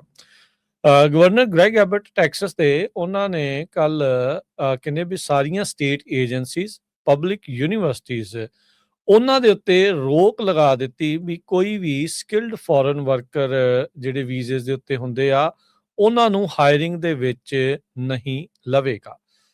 ਜਿਹੜੀ ਰੈੱਡ ਸਟੇਟ ਆ, ਕੰਜ਼ਰਵੇਟਿਵ ਸਟੇਟ ਆ, ਇਹਨਾਂ ਦੇ ਜਿਹੜੇ ਲੀਡਰਸ ਆ ਉਹ ਤੇ ਜਿਹੜੀ ਟਰੰਪ ਐਡਮਿਨਿਸਟ੍ਰੇਸ਼ਨ ਹੈ ਇਸ ਟਾਈਮ H1B ਨੂੰ ਇੱਕ ਹਿਸਾਬ ਦੇ ਨਾਲ ਖਤਮ ਕਰਨ ਵੱਲ ਨੂੰ ਹੌਲੀ ਹੌਲੀ ਕਦਮ ਚੱਕ ਰਹੀ ਆ। ਕੱਲ ਵੀ ਆਪਾਂ ਤੁਹਾਡੇ ਨਾਲ ਖਬਰ ਹਰਜੋਤ ਜੀ ਨੇ ਸਾਂਝੀ ਕੀਤੀ ਸੀ ਵੀ ਕਿਸ ਤਰੀਕੇ ਦੇ ਨਾਲ ਕਿਤੇ ਚੁੱਪ-ਚਪੀਤੇ H1 ਨੂੰ ਖਤਮ ਤਾਂ ਨਹੀਂ ਕਰਤਾ, ਕਿਉਂਕਿ ਸਾਲ-ਸਾਲ, ਡੇਢ-ਡੇਢ ਸਾਲ ਦੀਆਂ ਜਿਹੜੀਆਂ ਅਪਾਇੰਟਮੈਂਟ ਦੀਆਂ ਡੇਟਸ ਆ ਉਹ ਲੋਕਾਂ ਦੀਆਂ ਹੁਣ ਬਣ ਰਹੀਆਂ ਆ। ਗਵਰਨਰ ਗ੍ਰੈਗ ਐਬਟ ਨੇ ਚਿੱਠੀ ਲਿਖ ਦਿੱਤੀ ਆ ਸਟੇਟ ਏਜੰਸੀਜ਼ ਨੂੰ, ਆਰਡਰ ਕਰ ਦਿੱਤੀ ਆ ਇਨਵੈਸਟੀਗੇਸ਼ਨ। ਕਹਿੰਦੇ ਵੀ ਜਾਂਚ ਕਰੋ ਉਹਨਾਂ ਏਜੰਸੀਜ਼ ਦੀ, ਯੂਨੀਵਰਸਿਟੀਜ਼ ਦੀ ਜਿਨ੍ਹਾਂ ਨੇ ਫੋਰਨ ਜੌਬ ਐਪਲੀਕੈਂਟਸ ਨੂੰ ਸਪਾਂਸਰ ਕੀਤਾ ਆ, ਜਿਹੜੇ H1B ਵੀਜ਼ਾਸ ਦੇ ਉੱਤੇ ਉੱਥੇ ਆ ਰਹੇ ਆ। ਟੈਕਸਸ ਦੇ ਵਿੱਚ ਬੀਤੇ ਕੁਝ ਹਫ਼ਤਿਆਂ ਤੋਂ H1B ਦਾ ਰੌਲਾ ਬਹੁਤ ਜ਼ਿਆਦਾ ਚੱਲ ਰਿਹਾ ਹੈਗਾ ਆ। ਲੋਕ H1B ਵਾਲੀਆਂ ਜਿੱਥੇ ਅਪਰੂਵ ਹੋਈਆਂ ਐਪਲੀਕੇਸ਼ਨਸ ਆ ਉਹਨਾਂ ਐਡਰੈਸਿਸ ਦੇ ਉੱਤੇ ਘਰਾਂ 'ਚ ਜਾ ਕੇ ਸੋ ਕਾਲਡ ਆਪਣੇ ਵੱਲੋਂ ਇਨਵੈਸਟੀਗੇਸ਼ਨਾਂ ਤੇ ਵੀਡੀਓਜ਼ ਜਿਹੜੀਆਂ ਆ ਉਹ ਚਾੜ ਰਹੇ ਹੈਗੇ ਆ। ਕਹਿੰਦੇ ਵੀ ਕੈਲੀਫੋਰਨੀਆ, ਨਿਊਯਾਰਕ ਤੇ ਨਿਊ ਜਰਸੀਜ਼ ਤੋਂ ਇਲਾਵਾ ਟੈਕਸਸ ਇੱਕ ਅਜਿਹਾ ਸੂਬਾ ਸੀਗਾ ਟੌਪ 5 ਦੇ ਵਿੱਚ ਜਿੱਥੇ ਸਭ ਤੋਂ ਵੱਧ H1B ਵੀਜ਼ਾ ਵਰਕਰਸ ਜਿਹੜੇ ਆ ਉਹ ਕੰਮ ਕਰਦੇ ਸੀ। ਪਿਛਲੇ ਸਾਲ ਇਸੇ ਤਰੀਕੇ ਦੇ ਨਾਲ ਗਵਰਨਰ ਰੌਨ ਡਿਸੈਂਟਿਸ ਜਿਹੜੇ ਫਲੋਰੀਡਾ ਦੇ ਆ ਉਹਨਾਂ ਨੇ ਵੀ ਇਹੀ ਆਰਗੂਮੈਂਟ ਦਿੱਤਾ ਸੀਗਾ ਵੀ H1B ਵੀਜ਼ਾਸ ਆ ਉਹਨਾਂ ਨੂੰ ਲਿਮਿਟ ਕਰ ਦੇਣਾ ਚਾਹੀਦਾ ਆ। ਉਹਨਾਂ ਨੇ ਸੂਬੇ ਦੀਆਂ ਜਿਹੜੀਆਂ ਯੂਨੀਵਰਸਿਟੀਜ਼ ਦੇ ਉੱਤੇ ਉਹ ਰੋਕ ਲਾਈ ਸੀਗੀ। ਜਿਹੜੀ Florida board of governors the committee ਆ ਉਹ ਕਹਿੰਦੇ ਵੀ ਆਲਰੇਡੀ ਸੋਚ ਰਹੀ ਆ ਵੀ 2027 ਤੋਂ ਇਹਨਾਂ ਨੇ ਇਹ ਜਿਹੜੇ H1B ਵਾਲੀ ਹਾਇਰਿੰਗ ਆ ਉਸ ਨੂੰ ਰੋਕ ਦੇਣਾ ਆ। ਤੇ ਹੁਣ ਟੈਕਸਸ ਦੇ ਗਵਰਨਰ ਗ੍ਰੈਗ ਐਬਟ ਨੇ ਵੀ ਇਸੇ ਤਰੀਕੇ ਦਾ ਹੀ ਟਾਈਮ ਫਰੇਮ ਤੇ ਇਸੇ ਤਰੀਕੇ ਦੀ ਹੀ ਜਿਹੜੀ ਰੋਕ ਆ ਉਹ ਲਾਈ ਆ। ਟਰੰਪ ਐਡਮਿਨਿਸਟ੍ਰੇਸ਼ਨ ਨੇ ਪਿਛਲੇ ਸਾਲ ਸਤੰਬਰ ਮਹੀਨੇ 'ਚ $1 lakh one time fees H1B petitions ਕਰਤਾ ਦੇ ਉੱਤੇ ਜਿਹੜੀ ਉਹ ਲਾਈ ਸੀ। ਕਹਿੰਦੇ ਵੀ ਉਹਨਾਂ ਨੇ ਇਹ ਆਰਗੂਮੈਂਟ ਦਿੱਤਾ ਸੀਗਾ ਵੀ ਜਿਹੜੇ ਇੰਪਲੋਇਰਸ ਆ ਉਹਨਾਂ ਦੇ ਦੁਆਰਾ ਇਸ ਦੀ ਜਿਹੜੀ ਆ ਨਜਾਇਜ਼ ਵਰਤੋਂ ਇੱਕ ਹਿਸਾਬ ਦੇ ਨਾਲ ਕੀਤੀ ਜਾ ਰਹੀ ਆ ਤੇ ਅਮਰੀਕਨ ਵਰਕਰਸ ਆ ਉਹਨਾਂ ਨੂੰ ਲਾਂਭੇ ਜਿਹੜਾ ਉਹ ਰੱਖਿਆ ਜਾ ਰਿਹਾ ਆ। ਗ੍ਰੈਗ ਐਬਟ ਨਵੰਬਰ ਦੇ ਵਿੱਚ ਰੀ-ਇਲੈਕਸ਼ਨ ਲਈ ਰਨ ਕਰਨਗੇ ਆਪਣੀ ਚੌਥੀ ਟਰਮ ਦੇ ਲਈ ਤੇ ਟਰੰਪ ਹੁਣਾਂ ਦੇ ਨਾਲ ਉਹ ਕਦਮ ਨਾ ਕਦਮ ਮਿਲਾ ਕੇ ਹੀ ਇੱਕ ਹਿਸਾਬ ਦੇ ਨਾਲ ਚੱਲ ਰਹੇ ਹੈਗੇ ਆ। ਸੋ ਕਹਿੰਦੇ ਵੀ ਐਬਟ ਹੁਣਾਂ ਦਾ ਇਹ ਮੂਵ H1B ਵੀਜ਼ਾਸ ਦੇ ਉਲਟ ਉਹ ਇੱਕ ਹੁਣ ਵੱਡੀ ਜਿਹੜੀ ਇੱਕ ਕਾਰਵਾਈ ਦੇ ਤੌਰ ਦੇ ਉੱਤੇ ਦੇਖਿਆ ਜਾ ਰਿਹਾ ਆ। ਤੇ ਪਾਰਟੀ ਜਿਹੜੀ ਰਿਪਬਲਿਕਨ ਪਾਰਟੀ ਉਹ ਕਹਿ ਰਹੀ ਆ great first step in fight to protect Texas jobs. So ਆਮ ਲੋਕਾਂ ਦਾ ਜਿਹੜਾ ਨਜ਼ਰੀਆ ਆ ਜਿਹੜਾ ਹਰਜੋਤ ਸਿੰਘ ਜੀ ਉਹ ਇਸੇ ਤਰੀਕੇ ਦਾ ਉੱਥੇ ਬਣਾ ਦਿੱਤਾ ਗਿਆ ਆ।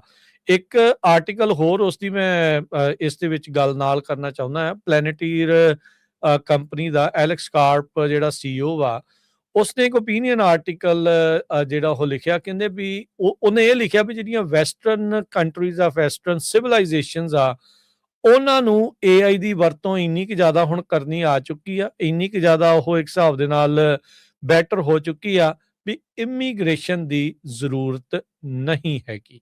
ਸੋ ਇਹ ਬਹੁਤ ਅਹਿਮ ਗੱਲ ਆ ਜਿਹੜੀ ਉਸਨੇ ਕੀਤੀ ਆ। ਪਲੈਨੇਟੀਰ ਇੱਕ ਉਹ CEO ਵਾ, ਉਹ ਕੰਪਨੀ ਆ ਦਾ ਮਾਲਕ ਆ ਜਿਹੜਾ ਇਸ ਟਾਈਮ ਸਰਕਾਰ ਦੇ ਨਾਲ ਇੱਕਮਿਕ ਹੋ ਕੇ ਜਿਹੜਾ ਉਹ ਚੱਲ ਰਿਹਾ, ਜਿਹੜਾ ਪੈਲਸਤੀਨੀਆਂ ਨੂੰ ਮਾਰਨ ਦੀ ਗੱਲ ਨੂੰ ਬੜੀ ਬਹਾਦਰੀ ਦੇ ਨਾਲ ਕਹਿ ਲਓ ਜਾਂ ਬੜੀ ਬਗੈਰ ਕਿਸੇ ਡਰ ਤੋਂ, ਬਗੈਰ ਕਿਸੇ ਰੀਪਰਕਸ਼ਨਸ ਤੋਂ ਉਹ ਬਾਰ-ਬਾਰ ਉਦਾਂ ਦੀ ਉੱਥੇ ਉਹ ਗੱਲ ਸਟੇਜਾਂ ਤੋਂ ਖੜ ਕੇ ਕਰਦਾ ਆ। ਤੇ ਉਹਦਾ ਜਿਹੜਾ ਓਪੀਨੀਅਨ ਆਰਟੀਕਲ ਇਸ ਤਰੀਕੇ ਦਾ op-ed ਆਉਣਾ ਜਿਸ ਦੇ ਵਿੱਚ ਉਹ ਕਹਿਣਾ ਵੀ ਵੈਸਟਰਨ ਕੰਟਰੀਜ਼ ਨੂੰ AI ਦੀ ਵਰਤੋਂ ਇਨਫ ਕਰਨੀ ਆ ਚੁੱਕੀ ਆ ਵੀ ਸਾਨੂੰ ਇਮੀਗ੍ਰੇਸ਼ਨ ਦੀ ਜ਼ਰੂਰਤ ਨਹੀਂ ਆ। ਇਹ ਇੱਕ ਨਵਾਂ ਐਂਗਲ ਜਾਂ ਕਹਿ ਲਓ ਵੀ ਇੱਕ ਫਿਊਚਰ ਦਾ ਰਾਹ ਜਿਹੜਾ ਉਹ ਤੁਹਾਨੂੰ ਦੱਸ ਰਿਹਾ ਆ। ਟੈਕਸਸ ਫਲੋਰੀਡਾ ਦੇ ਇਹ ਜਿਹੜੇ ਸਟੈਪ ਨੇ ਹਰਜੋਤ ਸਿੰਘ ਜੀ, ਇਹ ਇਸ ਪਾਸੇ ਵੱਲ ਨੂੰ ਹੀ ਕਦਮ ਜਿਹੜੇ ਉਹ ਵੱਧਦੇ ਹੋਏ ਨਜ਼ਰ ਆ ਰਹੇ ਆ। ਸੋ ਸੀਕ੍ਰੇਟ ਏਜੰਡਾ ਕਹਿ ਲਓ ਜਾਂ ਇਨ ਫੁੱਲ ਪਬਲਿਕ ਵਿਊ ਏਜੰਡੇ ਦੇ ਵਿੱਚ ਜਿਹੜਾ ਉਹ ਤੁਸੀਂ ਕਹਿ ਲਓ ਵੀ H1B ਤੇ ਇਮੀਗ੍ਰੇਸ਼ਨ, ਚਾਹੇ ਇਹ ਇਲੀਗਲ ਆ ਤੇ ਚਾਹੇ ਸ਼ੁਰੂਆਤ ਇਲੀਗਲ ਦੇ ਰੌਲੇ ਤੋਂ ਹੋਈ ਸੀ, ਪਰ ਹੁਣ ਹਰ ਇੱਕ ਤਰ੍ਹਾਂ ਦੀ ਜਿਹੜੀ ਇਮੀਗ੍ਰੇਸ਼ਨ ਦੇ ਉੱਤੇ ਹੌਲੀ ਹੌਲੀ ਨਕੇਲ ਜਿਹੜੀ ਉਹ ਕੱਸ ਹੋ ਰਹੀ ਹੈਗੀ ਆ।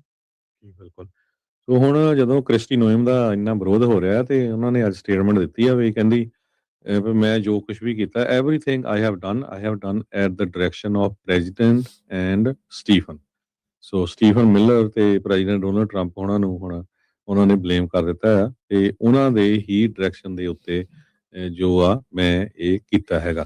ਤੇ ਜਿਸ ਤਰ੍ਹਾਂ ਇਹ ਕਿ ਹਰਜੋਤ ਸਿੰਘ ਜੀ ਅਦਾਲਤ ਵਿੱਚ ਕੋਈ ਬੜਾ ਤਰਕ ਚੱਲਦਾ ਨਹੀਂ ਹੁੰਦਾ। ਪਰ ਇਹ ਆ ਵੀ ਕਿਤੇ ਨਾ ਕਿਤੇ ਫੁੱਟ ਜਿਹੜੀ ਉਹ ਸਾਹਮਣੇ ਨਜ਼ਰ ਆਊਗੀ ਵੀ ਕਿਸ ਤਰੀਕੇ ਦੇ ਨਾਲ ਇਹ ਚੀਜ਼ ਜਿਹੜੀ ਉਹ ਸਾਹਮਣੇ ਆ ਰਹੀ ਆ। ਸੋ ਲੈਟਸ ਸੀ ਕੀ ਜਿਹੜਾ ਉਹ ਬਣਦਾ ਆ। ਉਹਨੂੰ ਵੀ ਹੁਣ ਲੱਗਦਾ ਕਾਫੀ ਪ੍ਰੈਸ਼ਰ ਤੇ ਹੀਟ ਦਾ ਸਾਹਮਣਾ ਕਰਨਾ ਪੈ ਰਿਹਾ ਹੈ ਜੀ। H1B ਵੀਜ਼ੇ ਦੀ ਆਪਾਂ ਗੱਲਬਾਤ ਕਰਦੇ ਸੀ। ਮੈਨੂੰ ਲੱਗਦਾ ਵੀ H1B ਵੀਜ਼ਾ ਜਿਹੜਾ ਅਮਰੀਕਾ ਦੀ ਸਰਕਾਰ ਆ ਬੰਦ ਕਰਨ ਵੱਲ ਨੂੰ ਇਹਨਾਂ ਦੇ ਪੁਆਇੰਟ ਚੱਲ ਰਹੇ ਹੈਗੇ, ਜਿਸ ਤਰ੍ਹਾਂ ਤੁਸੀਂ ਪਹਿਲੀ ਖਬਰ ਦੇ ਵਿੱਚ ਦੱਸਿਆ। ਤੇ ਦੂਜੀ ਜੇ ਖਬਰ ਮੈਂ ਤੁਹਾਡੇ ਨਾਲ ਸਾਂਝੀ ਕਰਾਂ ਤੇ ਇੱਕ ਮੈਟਾ ਸਾਇੰਟਿਸਟ ਜ਼ੀਫਾਨ ਵੈਂਗ, ਉਹਨਾਂ ਨੇ ਐਕਸ ਦੇ ਉੱਤੇ ਲਿਖਿਆ ਆ ਵੀ ਮੈਂ ਆਇਨਸਟਾਈਨ ਵੀਜ਼ਾ ਦੇ ਉੱਤੇ ਸੀਗਾ ਤੇ ਸਟੈਂਪਿੰਗ ਕਰਾਉਣ ਦੇ ਲਈ ਉਹ ਚਾਈਨਾ ਗਿਆ ਸੀ ਤੇ ਜਦੋਂ ਉਹ ਸਟੈਂਪਿੰਗ ਕਰਾਉਣ ਦੇ ਲਈ ਦੁਬਾਰਾ ਕੀ ਗਿਆ ਤੇ ਉਸ ਨੂੰ ਜਿਹੜਾ ਸਟੈਂਪਿੰਗ ਆ ਨਾ ਕਰ ਦਿੱਤੀ ਹੈਗੀ ਆ। ਅੱਛਾ 7 ਸਾਲਾਂ ਤੋਂ ਉਹ ਅਮਰੀਕਾ ਦੇ ਵਿੱਚ O1 ਵੀਜ਼ੇ ਦੇ ਉੱਤੇ ਰਹਿੰਦਾ ਸੀ। ਜੇ ਮੈਂ ਤੁਹਾਨੂੰ ਉਹਦੀਆਂ ਕੁਆਲੀਫਿਕੇਸ਼ਨ ਦੱਸਾਂ ਤੇ ਤੁਸੀਂ ਬਹੁਤ ਹੈਰਾਨ ਹੋ ਜਾਓਗੇ। O1 ਵੀਜ਼ਾ ਹੁਣ ਉਹ ਕਹਿੰਦਾ ਵੀ ਮੈਂ ਅਮਰੀਕਾ ਚਾਹੇ ਦੇ ਵੀ ਦੇਣ ਵੀਜ਼ਾ ਤੇ ਮੈਂ UK ਜਾ ਰਿਹਾ ਹੈਗਾ, ਕਿਉਂਕਿ ਸਾਰੀਆਂ ਕੰਟਰੀਜ਼ ਇਦਾਂ ਦੇ ਬੰਦੇ ਨੂੰ ਲੱਭ ਰਹੀਆਂ ਆ। ਉਹ ਬੰਦਾ PhD ਆ ਇਲੈਕਟ੍ਰੀਕਲ ਤੇ computer engineering from ਕਾਰਨੇਜੀ melon university ਤੋਂ। ਬਹੁਤ ਟੌਪ ਨੌਜ ਯੂਨੀਵਰਸਿਟੀ ਆ, ਉੱਥੋਂ PhD ਕੀਤੀ ਆ। 6900 ਅਕੈਡਮਿਕ ਸਰਚ ਸਾਈਟੇਸ਼ਨਸ ਆ, 6900 ਦੇ ਕਰੀਬ ਜਿਹੜੇ ਰਿਸਰਚ ਦੇ ਪੇਪਰਸ ਆ ਉਹਨਾਂ 'ਚ ਉਹਦਾ ਨਾਂ ਆਉਂਦਾ ਹੈਗਾ। Machine learning research scientist at meta, meta ਦੇ ਉੱਤੇ ਮਸ਼ੀਨ ਲਰਨਿੰਗ ਰਿਸਰਚ ਸਾਇੰਟਿਸਟ ਵੀ ਰਿਹਾ ਹੈਗਾ। ਸੋ ਬਹੁਤ ਸਾਰੇ ਕਈ ਲੋਕ ਇਹ ਕਹਿ ਰਹੇ ਵੀ ਇਹ ਤਾਂ ਫਿਰ ਇੱਕ ਤਰ੍ਹਾਂ ਨਾਲ ਬ੍ਰੇਨ ਡਰੇਨ ਵੀ ਹੋਊਗਾ। ਇੱਕ ਪਾਸੇ ਪ੍ਰੈਜ਼ੀਡੈਂਟ ਟਰੰਪ ਹੁਣੀ ਕਹਿੰਦੇ ਆ ਵੀ ਜਿਹੜੇ ਪਹਿਲੀ ਟਰਮ 'ਚ ਤਾਂ ਇਹੀ ਕਹਿੰਦੇ ਸੀ ਵੀ ਜਿਹੜੇ ਅਮਰੀਕਾ ਦੇ ਵਿੱਚ ਕੋਈ ਵੀ ਚਾਹੇ ਕਾਲਜ ਤੋਂ ਗ੍ਰੈਜੂਏਟ ਹੋ ਜਾਏ, ਯੂਨੀਵਰਸਿਟੀ ਤੋਂ ਗ੍ਰੈਜੂਏਟ ਹੋ ਜਾਏ ਤੇ ਉਹ ਸਿੱਧੇ ਪਰਮਾਨੈਂਟ ਰੈਜ਼ੀਡੈਂਟ ਹੋਣੇ ਚਾਹੀਦੇ ਆ, ਕਿਉਂਕਿ ਆਪਾਂ ਨਹੀਂ ਚਾਹੁੰਦੇ ਵੀ ਅਮਰੀਕਾ ਤੋਂ ਪੜ੍ਹ ਕੇ ਵਾਪਸ ਉਹ ਇੰਡੀਆ ਜਾਂ ਚਾਈਨਾ ਨੂੰ ਚਲੇ ਜਾਣ। ਸੋ ਜ਼ੀਫਾਨ ਵਾਂਗ ਇਹ ਕਹਿੰਦਾ ਵੀ ਮੈਂ ਹੁਣ ਸੈਨ ਫਰਾਂਸਿਸਕੋ ਤੋਂ ਲੰਡਨ ਜਾ ਰਿਹਾ ਆ ਤੇ ਦੇਖ ਰਹੇ ਆ ਵੀ ਉਹਨਾਂ ਲੋਕਾਂ ਨਾਲ ਚੈਟ ਕਰਨ ਦੀ, ਖਾਸ ਕਰਕੇ ਜਿਹੜੇ AI ਤੇ AI ਸੇਫਟੀ ਦੇ ਉੱਤੇ ਕੰਮ ਕਰ ਰਹੇ ਹੈਗੇ ਆ। ਸੋ ਇਹ ਇੱਕ ਜੋ O1 ਵੀਜ਼ਾ ਜਿਹਨੂੰ ਆਈਨਸਟਾਈਨ ਵੀਜ਼ਾ ਕਰਕੇ ਕਹਿੰਦੇ ਵੀ ਜਿਹੜੇ ਬਹੁਤ ਹਾਈਲੀ ਕੁਆਲੀਫਾਈਡ ਲੋਕ ਹੁੰਦੇ ਆ ਉਹਨਾਂ ਨੂੰ ਜਿਹੜਾ ਇਹ ਵੀਜ਼ਾ ਦਿੱਤਾ ਜਾਂਦਾ ਆ ਤੇ ਉਸ ਨੂੰ ਵੀ ਜਿਹੜਾ ਰੀ ਐਂਟਰੈਂਸ ਦੀ ਸਟੈਂਪ ਨਹੀਂ ਕੀਤੀ ਗਈ, ਹਾਲਾਂਕਿ ਉਹ 7 ਸਾਲਾਂ ਤੋਂ ਅਮਰੀਕਾ ਦੇ ਵਿੱਚ, ਚਾਹੇ ਉਹ ਮੈਟਾ ਦੇ ਕੰਪਨੀ ਦੇ ਵਿੱਚ ਕੰਮ ਜੀ ਕਰਦਾ ਸੀ, ਚਾਹੇ ਉਹ PhD ਕਰਦਾ ਸੀ। ਸੋ ਇੰਨੀ ਹਾਈ ਕੁਆਲੀਫਿਕੇਸ਼ਨ ਵਾਲੇ ਬੰਦੇ ਨੂੰ ਵੀ ਜਿਹੜੀ ਆ ਰੀ ਐਂਟਰੀ ਨਹੀਂ ਦਿੱਤੀ ਗਈ। ਜੀ ਇੱਕ ਕੁਇਕ ਬ੍ਰੇਕ ਤੋਂ ਬਾਅਦ ਦੇ ਵਿੱਚ ਆਪਾਂ ਜੁੜਾਂਗੇ ਤੇ ਆਪਣੇ ਨਾਲ ਨਿਰਮਲ ਮਾਨ ਜੀ ਉਹ ਗੱਲਬਾਤ ਕਰਨ ਦੇ ਲਈ ਨਾਲ ਜਿਹੜੇ ਜੁੜਨਗੇ। ਸੋ ਜੁੜੇ ਰਹੋ ਇੱਥੇ ਪੰਜਾਬੀ ਰੇਡੀਓ USA ਨਾਲ। ਮਿਲਦੇ ਇੱਕ ਬ੍ਰੇਕ ਤੋਂ ਬਾਅਦ।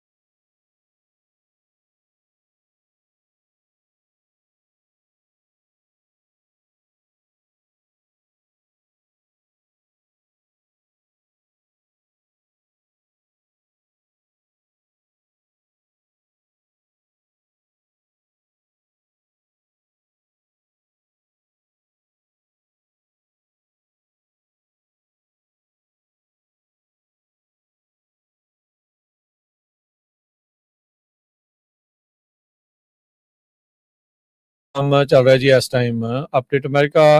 ਹਰਜੋਤ ਸਿੰਘ ਜੀ ਆਇਆਂ ਨੂੰ ਸਵਾਗਤ ਹੈ, ਸਤਿ ਸ੍ਰੀ ਅਕਾਲ ਜੀ। ਸਤਿ ਸ਼੍ਰੀ ਅਕਾਲ, ਧੰਨਵਾਦ ਜੀ ਆਇਆਂ ਨੂੰ। ਆਪਣੇ ਨਾਲ ਇਸ ਟਾਈਮ ਜੁੜ ਚੁੱਕੇ ਨੇ ਨਿਰਮਲ ਸਿੰਘ ਮਾਨ ਜੀ, ਊੜਾ ਡੈਟ ਰਿਲੀਫ ਦੇ ਵੱਲੋਂ। ਨਿਰਮਲ ਮਾਨ ਜੀ ਆਇਆਂ ਨੂੰ ਸਵਾਗਤ ਹੈ, ਸਤਿ ਸ੍ਰੀ ਅਕਾਲ। ਸਤਿ ਸ੍ਰੀ ਅਕਾਲ ਰਾਜਕਰਨ, ਥੈਂਕ ਯੂ। ਸਤਿ ਸ੍ਰੀ ਅਕਾਲ ਹਰਜੋਤ ਭਾਜੀ, ਬਾਕੀ ਸਤਿ ਸ਼੍ਰੀ ਅਕਾਲ ਸਾਰੇ ਵੇਖਣ ਸੁਣਨ ਵਾਲਿਆਂ ਨੂੰ ਮੇਰੀ ਬਹੁਤ ਪਿਆਰ ਭਰੀ ਸਤਿ ਸ੍ਰੀ ਅਕਾਲ ਜੀ।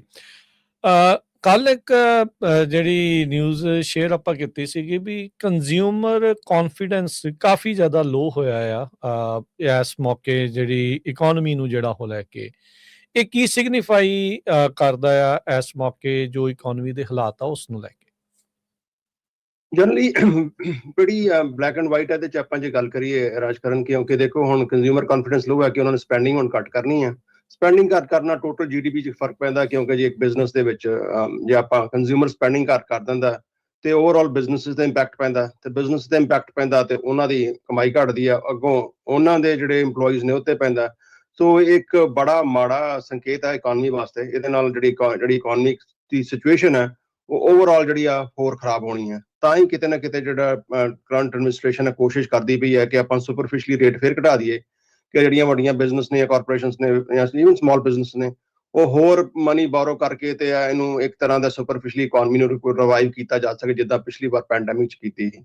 ਸੋ ਨਾਟ ਅ ਗੁੱਡ ਨਿਊਜ਼ ਜੀ। ਇੱਥੋਂ ਇਹ ਪਤਾ ਲੱਗਦਾ ਵੀ ਜੇ ਸਪੈਂਡਿੰਗ ਲੋਕਾਂ ਦੀ ਘੱਟ ਆ ਤਾਂ ਓਬਵੀਅਸਲੀ ਫਿਰ ਡੈਟ ਦਾ ਜਿਹੜਾ ਖਤਰਾ ਤੇ ਉਹ ਜਿਹੜੀ ਚੀਜ਼ ਆ ਉਹਦੀ ਮਾਰ ਆ ਉਹ ਵੀ ਲੋਕਾਂ ਦੇ ਉੱਤੇ ਕਾਫੀ ਜ਼ਿਆਦਾ ਜਿਹੜੀ ਉਹ ਬੈਡ ਜਿਹੜੀ ਉਹ ਚੱਲ ਰਹੀ ਹੋਊਗੀ। ਸੋ ਉਸ ਮਾਮਲੇ ਦੇ ਵਿੱਚ ਹੁਣ ਕੀ ਲੋਕਾਂ ਦੇ ਕੋਲ ਕੀ ਆਪਸ਼ਨਸ ਨੇ? ਬਿਲਕੁਲ ਬਿਲਕੁਲ, ਜਿੱਦਾਂ ਅੱਗੇ ਵੀ ਆਪਾਂ ਗਾਏ ਬਗਾਏ, ਮੈਂ ਵੀ ਆਪਣਾ ਹਰਜੋਤ ਭਾਜੀ ਮੈਂਸ਼ਨ ਕਰਦੇ ਰਹਿੰਦੇ ਨੇ ਕਿ ਇਸ ਟਾਈਮ ਅਪਰੋਕਸੀਮੇਟਲੀ ਤਕਰੀਬਨ 8,500 ਦੇ ਕੋਲ ਜਿਹੜਾ ਪਰ ਹਾਊਸ ਹੋਲਡ ਦੇ ਡੈਟ ਹੈਗਾ। ਸੋ ਇਸ਼ੂ ਇਹ ਹੈ ਕਿ over almost close to 1.3 trillion dollar credit card ਦਾ ਡੈਟ ਹੋ ਚੁੱਕਿਆ, ਜਿਹੜਾ ਅਜੇ ਤੱਕ ਕਦੇ ਇਹਨਾਂ ਡੈਟ ਹੋਇਆ ਵੀ ਨਹੀਂ ਸੀ ਪਹਿਲਾਂ। ਲੋਕੀ ਦੋ ਮਿਕਸ ਫੀਲਿੰਗਸ ਨੇ, ਕਈ ਤਾਂ ਥੋੜੇ ਜਿਹੇ ਸਵੇਰਦ ਨੇ, ਉਹ ਦੇਖ ਰਹੇ ਨੇ ਕਿ ਹਾਂ ਬਈ ਸਿਚੁਏਸ਼ਨ ਖਰਾਬ ਹੈ, ਇਕੋਨਮੀ ਖਰਾਬ ਹੈ, ਔਰ ਇਸ ਟਾਈਮ ਦੇ ਵਿੱਚ banks are willing to work with you, ਜਿਹਦੇ ਵਿੱਚ ਆਪਾਂ ਵਧੀਆ ਸੈਟਲਮੈਂਟ ਲੈ ਸਕਦੇ ਹਾਂ ਕਿ ਅਪ ਟੂ 60% ਜਿਹੜੀ ਤੁਹਾਡੀ ਹੈ ਬੈਂਕ ਤੇ ਜਿਹੜਾ ਤੁਹਾਡਾ ਅਨਸਿਕਿਉਰਡ ਡੈਟ ਹੈ ਉਹ ਤੇ ਆਪਾਂ ਸੈਟਲ ਲੈ ਸਕਦੇ ਹਾਂ। ਔਰ ਹੁੰਦਾ ਕੀ ਹੈ ਕਿ ਆਪਾਂ ਕਹਿੰਦੇ ਹਾਂ ਕਿ 2-3 ਮਹੀਨੇ ਆਪਾਂ ਹੋਰ ਵੇਖ ਲਾਂਗੇ, ਪਰ ਜਨਰਲੀ ਮੇਰਾ ਇਹ ਕਿ ਇੱਕ ਥੰਬ ਰੂਲ ਹੈ ਕਿ ਜੇ ਤੁਸੀਂ 3 ਮਹੀਨੇ ਤੱਕ ਤੁਸੀਂ ਮਿਨੀਮਮ ਪੇਮੈਂਟ ਕਰਦੇ ਪਏ ਹੋ ਤੇ ਦੈਟਸ ਟੂ ਮੱਚ, ਬਿਕਾਜ਼ ਤੁਸੀਂ ਲਿਟਰਲੀ ਆਪਣੀ ਮਿਨੀਮਮ ਪੇਮੈਂਟਾਂ ਹੀ ਉਹਦੇ ਮਿਨੀਮਮ ਪੇਮੈਂਟਾਂ ਦੇ ਵਿੱਚ ਤੁਸੀਂ ਸਿਰਫ ਵਿਆਜ ਹੀ ਪੇ ਕਰਦੇ ਹੋ। ਹੁਣ ਬਜਾਏ ਇਹਦੇ ਕਿ ਆਪਾਂ ਮਿਨੀਮਮ ਵਿਆਜ ਪੇ ਕਰਦੀ, ਉਹਨਾਂ ਪੇਮੈਂਟਾਂ ਦੇ ਵਿੱਚ ਆਪਾਂ ਅਗਲੇ 2 ਤੋਂ ਲੈ ਕੇ 4 ਸਾਲ ਦੇ ਵਿੱਚ ਆਪਣੇ ਕਰਜ਼ੇ ਤੋਂ ਬਾਹਰ ਆ ਸਕਦੇ ਹਾਂ, ਕਰਜ਼ੇ ਤੋਂ ਮੁਕਤ ਹੋ ਸਕਦੇ ਹਾਂ। ਔਰ ਇੰਪੋਰਟੈਂਟ ਗੱਲ ਇਹ ਹੈ ਕਿ ਹੋ ਸਕਦਾ ਕਿ 2 ਜਾਂ 3 ਸਾਲ ਲੱਗ ਜਾਣ ਇਕੋਨਮੀ ਨੂੰ ਰਿਕਵਰ ਕਰਦੇ, 2 ਤੋਂ 4 ਸਾਲ ਲੱਗ ਜਾਣ, ਉਹਨੇ ਚਿਰ ਅਸੀਂ ਵੀ ਡੈਟ ਫ੍ਰੀ ਹੋ ਜਾਾਂਗੇ। ਜੇ ਨਹੀਂ ਵੀ ਹੁੰਦੀ ਇਕੋਨਮੀ, ਨਹੀਂ ਵੀ ਰਿਕਵਰ ਹੁੰਦੀ, ਅੱਜ ਤੋਂ ਪਹਿਲਾਂ ਵੀ ਹੋ ਜਾਂਦੀ ਹੈ, ਐਟਲੀਸਟ ਸਾਡੀ ਪਰਸਨਲ ਸਿਚੁਏਸ਼ਨ, ਜਿਹੜੀ ਪਰਸਨਲ ਇਕੋਨਮੀ ਹੈ ਉਹ ਤਾਂ ਬੈਟਰ ਹੋ ਜਾਏਗੀ। ਕਿਉਂਕਿ ਮਿਨੀਮਮ ਪੇਮੈਂਟ ਜਿਹੜੀਆਂ ਨੇ ਉਹ ਇੱਕ ਤਰ੍ਹਾਂ ਦਾ ਬੰਦੇ ਦਾ ਲੱਕ ਤੋੜ ਦਿੰਦੀਆਂ ਨੇ, ਕਿਉਂਕਿ ਇੰਟਰਸਟ ਰੇਟ ਜਿਹੜਾ ਹੈ ਉਹ ਇਸ ਟਾਈਮ 21%, ਜੇ ਤੁਹਾਡਾ ਕ੍ਰੈਡਿਟ ਸਕੋਰ ਥੋੜਾ ਵੀ ਥੱਲੇ ਚੱਲ ਜਾਂਦਾ ਅਪ ਟੂ 34-35% ਵੀ ਆਪਾਂ ਦੇਖਣ ਨੂੰ ਮਿਲਦਾ ਪਿਆ। ਸੋ ਇਸ ਚੀਜ਼ ਨੂੰ ਬਾਕੀ ਜੇ ਓਵਰਆਲ ਗੱਲ ਕਰੀਏ ਥਰੂ ਆਊਟ ਮੇਨ ਸਟ੍ਰੀਮ ਜਿੰਨੇ ਵੀ ਕੰਜ਼ਿਊਮਰ ਹੈਗੇ ਨੇ ਉਹ ਜ਼ਿਆਦਾ ਸਫੇਰਤ ਨੇ। ਆਪਣੀ ਕਮਿਊਨਿਟੀ 'ਚ ਵੀ ਕਾਫੀ ਜਿਹੜੇ ਨੇ ਭਾਈਚਾਰੇ 'ਚ ਵੀ ਸਾਈਨ ਅਪ ਕਰਦੇ ਪਏ ਨੇ। ਮੈਂ ਤਾਂ ਇਹੀ ਕਹਾਂਗਾ ਕਿ ਤੁਸੀਂ ਕਾਲ ਕਰ ਲਓ ਐਂਡ ਯੂ ਕੈਨ ਸੀ ਕਿ ਤੁਹਾਡੀ ਟੋਟਲ ਪੇਮੈਂਟ ਕਿੰਨੀ ਬਣਨੀ ਹੈ, ਕਿੰਨੇ 'ਚ ਤੁਸੀਂ ਕਰਜ਼ਾ ਮਾਫ ਹੋ ਸਕਣਾ। ਔਰ ਵਿਦ ਊੜਾ ਡੈਟ ਰਿਲੀਫ ਤੁਸੀਂ ਇੱਕ ਨਿੱਕਾ ਪੈਸਾ ਵੀ ਨਹੀਂ ਪੇ ਕਰਦੇ ਜਿੰਨਾ 'ਚ ਤੁਹਾਡਾ ਕਰਜ਼ਾ ਮਾਫ ਨਹੀਂ ਹੋ ਜਾਂਦਾ। ਇੱਕ ਕੁਐਸਚਨ ਮੈਂ ਨਿਰਮਲ ਭਾਜੀ ਪੁੱਛਣਾ ਸੀ ਵੀ ਬਹੁਤ ਸਾਰੀਆਂ ਕਈ ਡੈਬਟ ਕੰਸੋਲੀਡੇਸ਼ਨ ਕੰਪਨੀਆਂ ਹੈਗੀਆਂ, ਉਹ ਕੀ ਕਰਦੀਆਂ ਵੀ ਜਦੋਂ ਤੁਸੀਂ ਉਹਨਾਂ ਨੂੰ ਕਾਲ ਕਰੋ ਉਹ ਕਹਿੰਦੇ ਵੀ ਤੁਹਾਡੀਆਂ ਜਿਹੜੀਆਂ ਕ੍ਰੈਡਿਟ ਕਾਰਡ ਦੀਆਂ ਪੇਮੈਂਟਸ ਆ ਉਹ ਪੇ ਕਰਨੀਆਂ ਬੰਦ ਕਰ ਦਿਓ, ਉਹ ਤੋਂ ਬਾਅਦ ਆਪਾਂ ਉਹਨਾਂ ਦੇ ਨਾਲ ਜਿਹੜੀ ਨੈਗੋਸ਼ੀਏਸ਼ਨ ਕਰਾਂਗੇ। ਪਰ ਮੈਂ ਦੇਖ ਰਿਹਾ ਸੀ ਉਹਦਾ ਕਾਫੀ ਜਿੱਦਾਂ ਤੁਹਾਡੇ ਕ੍ਰੈਡਿਟ ਤੇ ਵੀ ਨੁਕਸਾਨ ਹੁੰਦਾ ਇਸ ਸਿਚੁਏਸ਼ਨ 'ਚ। ਕਿਉਂਕਿ ਤੁਸੀਂ ਇਸ ਫੀਲਡ ਦੇ ਵਿੱਚ ਆ, ਪ੍ਰੋਫੈਸ਼ਨਲ ਆ ਇੰਨੇ ਸਾਲਾਂ ਤੋਂ, ਕਿਹੜੀ ਵਧੀਆ ਸਲਾਹ ਆ ਜਿਹੜੇ ਆਪਣੇ ਸਰੋਤੇ ਉਹਨਾਂ ਨੂੰ? ਦੇਖੋ ਭਾਜੀ, ਜਨਰਲੀ ਇਹ ਜਿਹੜੀ ਗੱਲ ਠੀਕ ਹੈ, ਔਨ ਐਵਰੇਜ ਮੈਜੋਰਿਟੀ ਕੰਪਨੀਆਂ ਇਨ ਮੋਸਟ ਕੇਸਿਸ ਦੇ ਵਿੱਚ ਅਸੀਂ ਵੀ ਇਹੀ ਕਹਿੰਦੇ ਹਾਂ ਇਟ ਮੇਕਸ ਮੋਰ ਸੈਂਸ ਕਿ ਤੁਸੀਂ ਪੇਮੈਂਟਾਂ ਬੰਦ ਕਰ ਦਿਓ। ਤੁਹਾਡਾ ਕ੍ਰੈਡਿਟ ਡੈਫੀਨਿਟਲੀ ਇੰਪੈਕਟ ਉਹਦੇ ਨਾਲ ਹੁੰਦਾ, ਨੈਗੇਟਿਵ ਇੰਪੈਕਟ ਹੁੰਦਾ, ਔਰ ਉਹਨਾਂ ਚਿਰ ਉਹਦਾ ਇੰਪੈਕਟ ਚੱਲਦਾ ਹੀ ਰਹਿੰਦਾ ਜਿੰਨਾ ਚਿਰ ਤੁਸੀਂ ਪ੍ਰੋਗਰਾਮ ਦੇ ਵਿੱਚ ਰਹਿੰਦੇ ਹੋ। But ones you are graduate, ਤੁਹਾਡਾ ਪ੍ਰੋਗਰਾਮ ਸਾਰਾ ਖਤਮ ਹੋ ਗਿਆ ਤੇ ਯੂ ਆਰ ਬੈਟਰ ਆਫ। ਵੇਖੋ ਕਈ ਵਾਰ ਕੀ ਹੁੰਦਾ ਕਿ ਸਾਡਾ ਕ੍ਰੈਡਿਟ ਸਕੋਰ ਵੀ 850 ਹੁੰਦਾ, it's as good as it gets, ਪਰ ਸਾਡੇ ਤੇ ਕਰਜ਼ਾ ਹੀ ਇੰਨਾ ਹੈ, ਮਤਲਬ ਭਾਵੇਂ 10,000 ਦਾ ਕਰਜ਼ਾ ਸਾਡੇ ਕੋਲ ਨਹੀਂ ਲੱਥਦਾ ਪਿਆ। ਜਾਂ 50,000 ਦਾ ਨਹੀਂ ਲੱਥਦਾ ਪਿਆ, ਤਾਂ ਬੈਂਕ ਇਹ ਵੀ ਇਵੈਲੂਏਟ ਕਰਦੇ ਕਿ ਜੇ ਤੁਹਾਨੂੰ 10,000 ਦਾ ਜਾਂ 50,000 ਦਾ ਕਰਜ਼ਾ ਤੁਹਾਡੇ ਕੋਲ ਪਿਛਲੇ 3 ਸਾਲ ਤੋਂ ਜਾਂ 6 ਮਹੀਨੇ ਤੋਂ ਨਹੀਂ ਲੱਥ ਰਿਹਾ, ਤੁਸੀਂ ਮਿਨੀਮਮ ਪੇਮੈਂਟ ਤੇ ਆ ਗਏ ਹੋ, ਉਦੋਂ ਤੁਹਾਡੀ ਡੈਟ ਟੂ ਇਨਕਮ ਰੇਸ਼ੀਓ ਜ਼ਿਆਦਾ ਹੋ ਜਾਂਦੀ ਹੈ। ਸੋ ਈਵਨ ਦੋ ਤੁਹਾਡਾ ਕ੍ਰੈਡਿਟ ਸਕੋਰ ਬੈਸਟ ਹੈਗਾ, ਤੁਹਾਨੂੰ ਕਰਜ਼ਾ ਮਿਲਦਾ ਹੀ ਨਹੀਂ। ਆਫਕੋਰਸ ਜੇ ਤੁਹਾਡਾ ਕ੍ਰੈਡਿਟ ਸਕੋਰ ਖਰਾਬ ਹੁੰਦਾ ਤੁਹਾਨੂੰ ਕਰਜ਼ਾ ਮਿਲ ਜਾਂਦਾ, ਇੰਟਰਸਟ ਰੇਟ ਹਾਈ ਮਿਲ ਜਾਂਦਾ, ਪਰ ਇਹਦੇ ਇਸ ਸਿਨੈਰੀਓ 'ਚ ਬਿਲਕੁਲ ਹੀ ਨਹੀਂ ਮਿਲਦਾ। ਸੋ ਆਈ ਥਿੰਕ ਕਿ ਬਜਾਏ ਇਹਦੇ ਤੇ ਆਪਾਂ ਕਈ ਬਹੁਤ ਇਹ ਕੰਸਰਨ ਕਰਕੇ ਆਪਾਂ ਕਈ ਸਾਲ ਐਸੇ ਸਾਡੇ ਕਸਟਮਰ ਨੇ ਜਿਹਨਾਂ 15 ਸਾਲ ਤੱਕ ਆਪਣਾ ਕ੍ਰੈਡਿਟ ਇੰਨਾ ਖਰਾਬ ਹੋ ਜਾਏ, ਉਹਨਾਂ ਨੂੰ 15 ਸਾਲ ਲੋਨ ਵੀ ਨਹੀਂ ਮਿਲਿਆ, ਔਰ 15 ਸਾਲ ਮਿਨੀਮਮ ਪੇਮੈਂਟਾਂ ਕਰਦੇ ਜਿੱਥੇ ਉਹ 10,000 ਦੇਣਾ ਸੀ ਉਹਨਾਂ ਨੇ ਕਈ ਵਾਰ $90,000 ਦਿੱਤਾ। ਸੋ ਇਹਦਾ ਜਿਹੜਾ ਇਹਦੇ 'ਚ ਕੁਐਸਚਨ ਇੱਕ ਮੈਂ ਹੋਰ ਐਡ ਕਰਦਾ ਵੀ ਜਦੋਂ ਡੈਬਟ ਕੰਸੋਲੀਡੇਸ਼ਨ ਹੋ ਗਈ, ਮੰਨ ਲਓ ਵੀ ਕਿਸੇ ਦਾ 60-70,000 ਸੀਗਾ ਕ੍ਰੈਡਿਟ ਤੇ ਤੁਸੀਂ ਨੈਗੋਸ਼ੀਏਟ ਕਰ ਲਿਆ, ਮੈਂ ਵੀ 30,000 ਤੇ ਐਗਜ਼ਾਮਪਲ ਦੇ ਰਿਹਾ ਮੈਂ, ਜੀ ਤੇ ਉਹਨਾਂ ਨੇ ਪੇਮੈਂਟਾਂ ਦੇਣੀਆਂ ਸ਼ੁਰੂ ਕਰਤੀਆਂ, ਤੇ ਉਹ ਤੋਂ ਕਿੰਨੇ ਕੁ ਚਿਰ ਬਾਅਦ ਉਹ ਘਰ ਲੈਣ ਦੇ ਲਈ ਜਿਹੜੇ ਕਾਬਲ ਹੋ ਸਕਦੇ, ਤਾਂ ਕਿ ਜਿਹੜਾ ਉਹਨਾਂ ਦਾ ਕ੍ਰੈਡਿਟ ਆ ਉਹ ਸਹੀ ਹੋਣਾ, ਜਿਹੜਾ ਉਹਦੇ ਬੇਸ ਦੇ ਉੱਤੇ ਵੀ ਉਹ ਕਾਮਯਾਬ ਹੋਣਗੇ ਘਰ ਲੈਣ ਦੇ ਲਈ?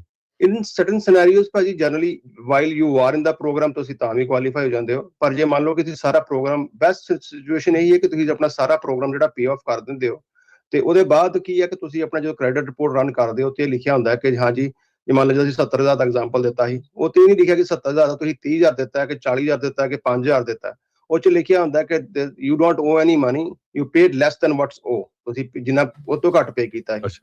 Generally within 6 months to year ਤੁਹਾਡਾ ਕ੍ਰੈਡਿਟ ਜਿਹੜਾ ਜਿੱਥੇ ਅੱਜ ਹੈਗਾ, ਜਿੱਥੇ ਅੱਜ ਸ਼ੁਰੂ ਕੀਤਾ ਪ੍ਰੋਗਰਾਮ, ਉਹਨਾਂ ਜਾਂ ਤੋਂ ਬੈਟਰ ਹੋ ਜਾਂਦਾ। So on average I think best case scenario ਤੁਸੀਂ 6 ਮਹੀਨੇ ਲਾ ਲਓ, ਵਰਸਟ ਕੇਸ ਸਿਨੈਰੀਓ ਸਾਲ ਦੇ ਵਿੱਚ ਤੁਹਾਡਾ ਕ੍ਰੈਡਿਟ ਹੈ ਬੈਕ ਔਨ ਟਰੈਕ ਹੋ ਜਾਂਦਾ ਲਾਸਟ ਪੇਮੈਂਟ ਤੋਂ। But it in certain scenario ਜਦੋਂ ਤੁਸੀਂ ਪ੍ਰੋਗਰਾਮ ਦੇ ਵਿੱਚ ਵੀ ਹੈਗੇ ਹੋ ਤਾਂ ਵੀ ਤੁਸੀਂ ਘਰ ਲੈ ਸਕਦੇ ਹੋ।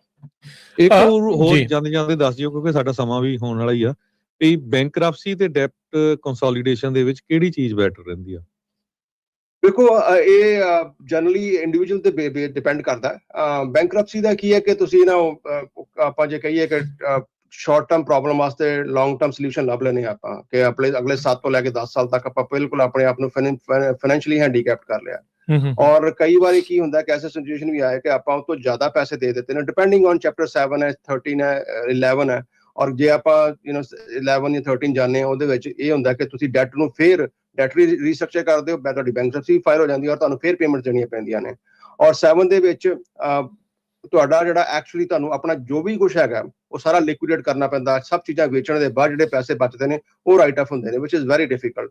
ਤਾਂ ਮੇਰੇ ਹਿਸਾਬ ਨਾਲ settlement is probably the best option, ਜਿੰਨਾ ਵੀ ਸਾਡਾ ਪਿਛਲੇ ਤਕਰੀਬਨ 2 ਦਹਾਕਿਆਂ ਦਾ ਐਕਸਪੀਰੀਅੰਸ ਹੈ ਇਸ ਸਿਚੁਏਸ਼ਨ ਦੇ ਵਿੱਚ, ਜਿਹੜਾ ਤੁਹਾਡੇ ਪੈਸੇ ਵੀ ਮੈਕਸਿਮਮ ਬਚ ਜਾਂਦੇ ਨੇ ਔਰ ਤੁਹਾਡਾ ਰੈਕਡ ਵੀ ਜਿਹੜਾ ਕਲੀਨ ਰਹਿੰਦਾ। ਇੱਥੇ ਕਿਉਂਕਿ ਹੁਣ ਇਮੀਗ੍ਰੇਸ਼ਨ ਦਾ ਕਾਫੀ ਰੌਲਾ ਰੱਪਾ ਜਿਹੜਾ ਉਹ ਚੱਲ ਰਿਹਾ ਆ, ਬੈਂਕਰਪਸੀ ਜਾਂ ਸੈਟਲਮੈਂਟ ਕੰਸੋਲੀਡੇਸ਼ਨ ਦਾ, ਇਹਦਾ ਤੁਹਾਡੇ ਇਮੀਗ੍ਰੇਸ਼ਨ ਦੇ ਉੱਤੇ ਵੀ ਕੋਈ ਇੰਪੈਕਟ ਜਿਹੜਾ ਉਹ ਪੈਂਦਾ ਆ? ਜੇ ਕੋਈ ਗ੍ਰੀਨ ਕਾਰਡ ਵਾਲਾ ਆ ਜਾਂ ਕੋਈ ਸਿਟੀਜ਼ਨ ਆ ਜਾਂ ਈਵਨ ਜਿਹੜੇ ਵਰਕ ਪਰਮਿਟ, ਕੀ ਅਸਰ ਕੋਈ ਹੁੰਦਾ ਹੈ ਜਾਂ ਨਹੀਂ ਹੁੰਦਾ?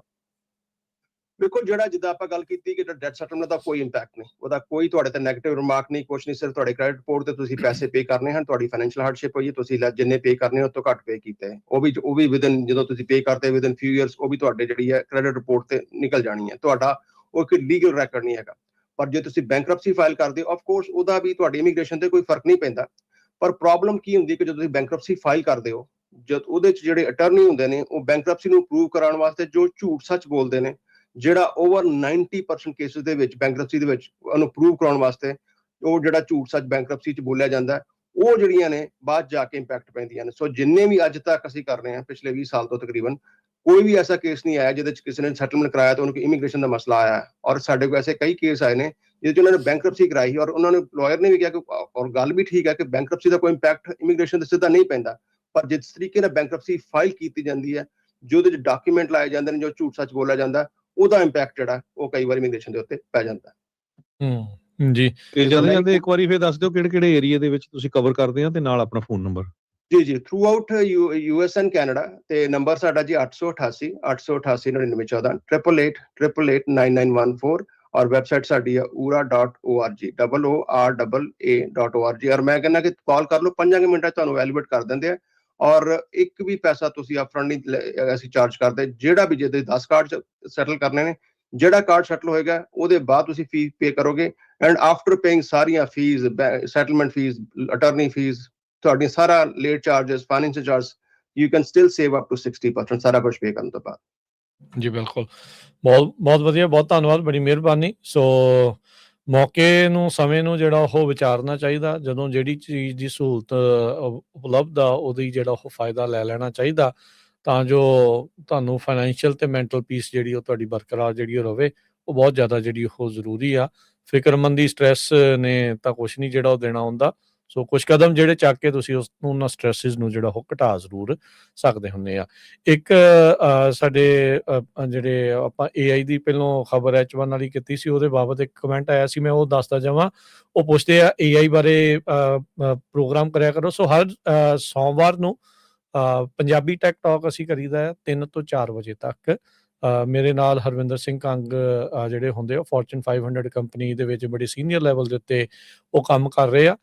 ਦੋਨੋਂ ਹੀ ਅਸੀਂ ਸੈਨ ਹੋਜ਼ੇ ਸਟੇਟ ਯੂਨੀਵਰਸਿਟੀ ਦੇ ਗ੍ਰੈਜੂਏਟ ਆ, ਤੇ ਅਸੀਂ ਇਹ ਪ੍ਰੋਗਰਾਮ ਤੁਹਾਡੇ ਲਈ ਸਪੈਸ਼ਲ ਜਿਹੜਾ AI ਦੇ ਨਾਲ ਸੰਬੰਧਿਤ ਕੀ ਟੈਕਨੋਲੋਜੀ ਦੇ ਵਿੱਚ ਚੇਂਜਿਸ ਜਿਹੜੇ ਉਹ ਆ ਰਹੇ ਆ, ਉਹਦੇ ਬਾਰੇ ਜਿਹੜੀ ਉਹ ਗੱਲਬਾਤ ਆਪਾਂ ਕਰਦੇ ਰਹਿੰਦੇ ਆ। ਸੋ ਉਹ ਸੁਣਨਾ ਜਿਹੜਾ ਉਹ ਨਾ ਭੁੱਲਿਆ ਕਰੋ, ਸੋਮਵਾਰ ਨੂੰ ਜਿਹੜਾ ਆ 3 ਤੋਂ 4 ਵਜੇ ਤੱਕ। ਸੋ ਇਹ ਜਿਹੜੀ ਬਨੌਟੀ ਬੁੱਧੀ ਆ ਨਾ, ਆਰਟੀਫਿਸ਼ੀਅਲ ਇੰਟੈਲੀਜੈਂਸ ਕਿੱਧਰਲੇ ਪਾਸੇ ਨੂੰ ਲੈ ਕੇ ਜਾ ਰਹੀ ਆ, ਜਾਂ ਕੀ ਉਹਦੇ ਬਾਬਤ ਚੱਲ ਰਿਹਾ, ਉਹਦੇ ਬਾਰੇ ਜ਼ਰੂਰ ਆਪਾਂ ਗੱਲ ਕਰਦੇ ਰਹੀਦਾ। ਨਿਰਮਲ ਮਾਨ ਜੀ, ਬੜੀ ਮਿਹਰਬਾਨੀ। ਬਹੁਤ ਸਾਰੀਆਂ ਵੀਡੀਓਜ਼ ਉੱਥੇ ਪਈਆਂ ਹੈਗੀਆਂ, ਉਹ ਵੀ ਤੁਸੀਂ ਚੈੱਕ ਕਰ ਸਕਦੇ ਹੋ। ਬਿਲਕੁਲ, YouTube, Facebook ਤੇ ਸਾਰੇ ਜਗ੍ਹਾ ਜਿਹੜੇ ਪਈਆਂ ਨੇ। ਨਿਰਮਲ ਮਾਨ ਜੀ ਧੰਨਵਾਦ, ਹਰਜੋਤ ਸਿੰਘ ਜੀ ਧੰਨਵਾਦ। ਪ੍ਰੋਗਰਾਮ ਦਾ ਸਮਾਂ ਸਮਾਪਤ ਆ। ਮਿਲਦੇ ਹਾਂ ਜੀ ਫਿਰ ਆਪਾਂ ਅਗਲੀ ਵਾਰੀ। ਸਭ ਨੂੰ ਪਿਆਰ ਭਰੀ ਸਤਿ ਸ਼੍ਰੀ ਅਕਾਲ। ਸਤਿ ਸ਼੍ਰੀ ਅਕਾਲ। ਥੈਂਕ ਯੂ, ਸਤਿ ਸ਼੍ਰੀ ਅਕਾਲ।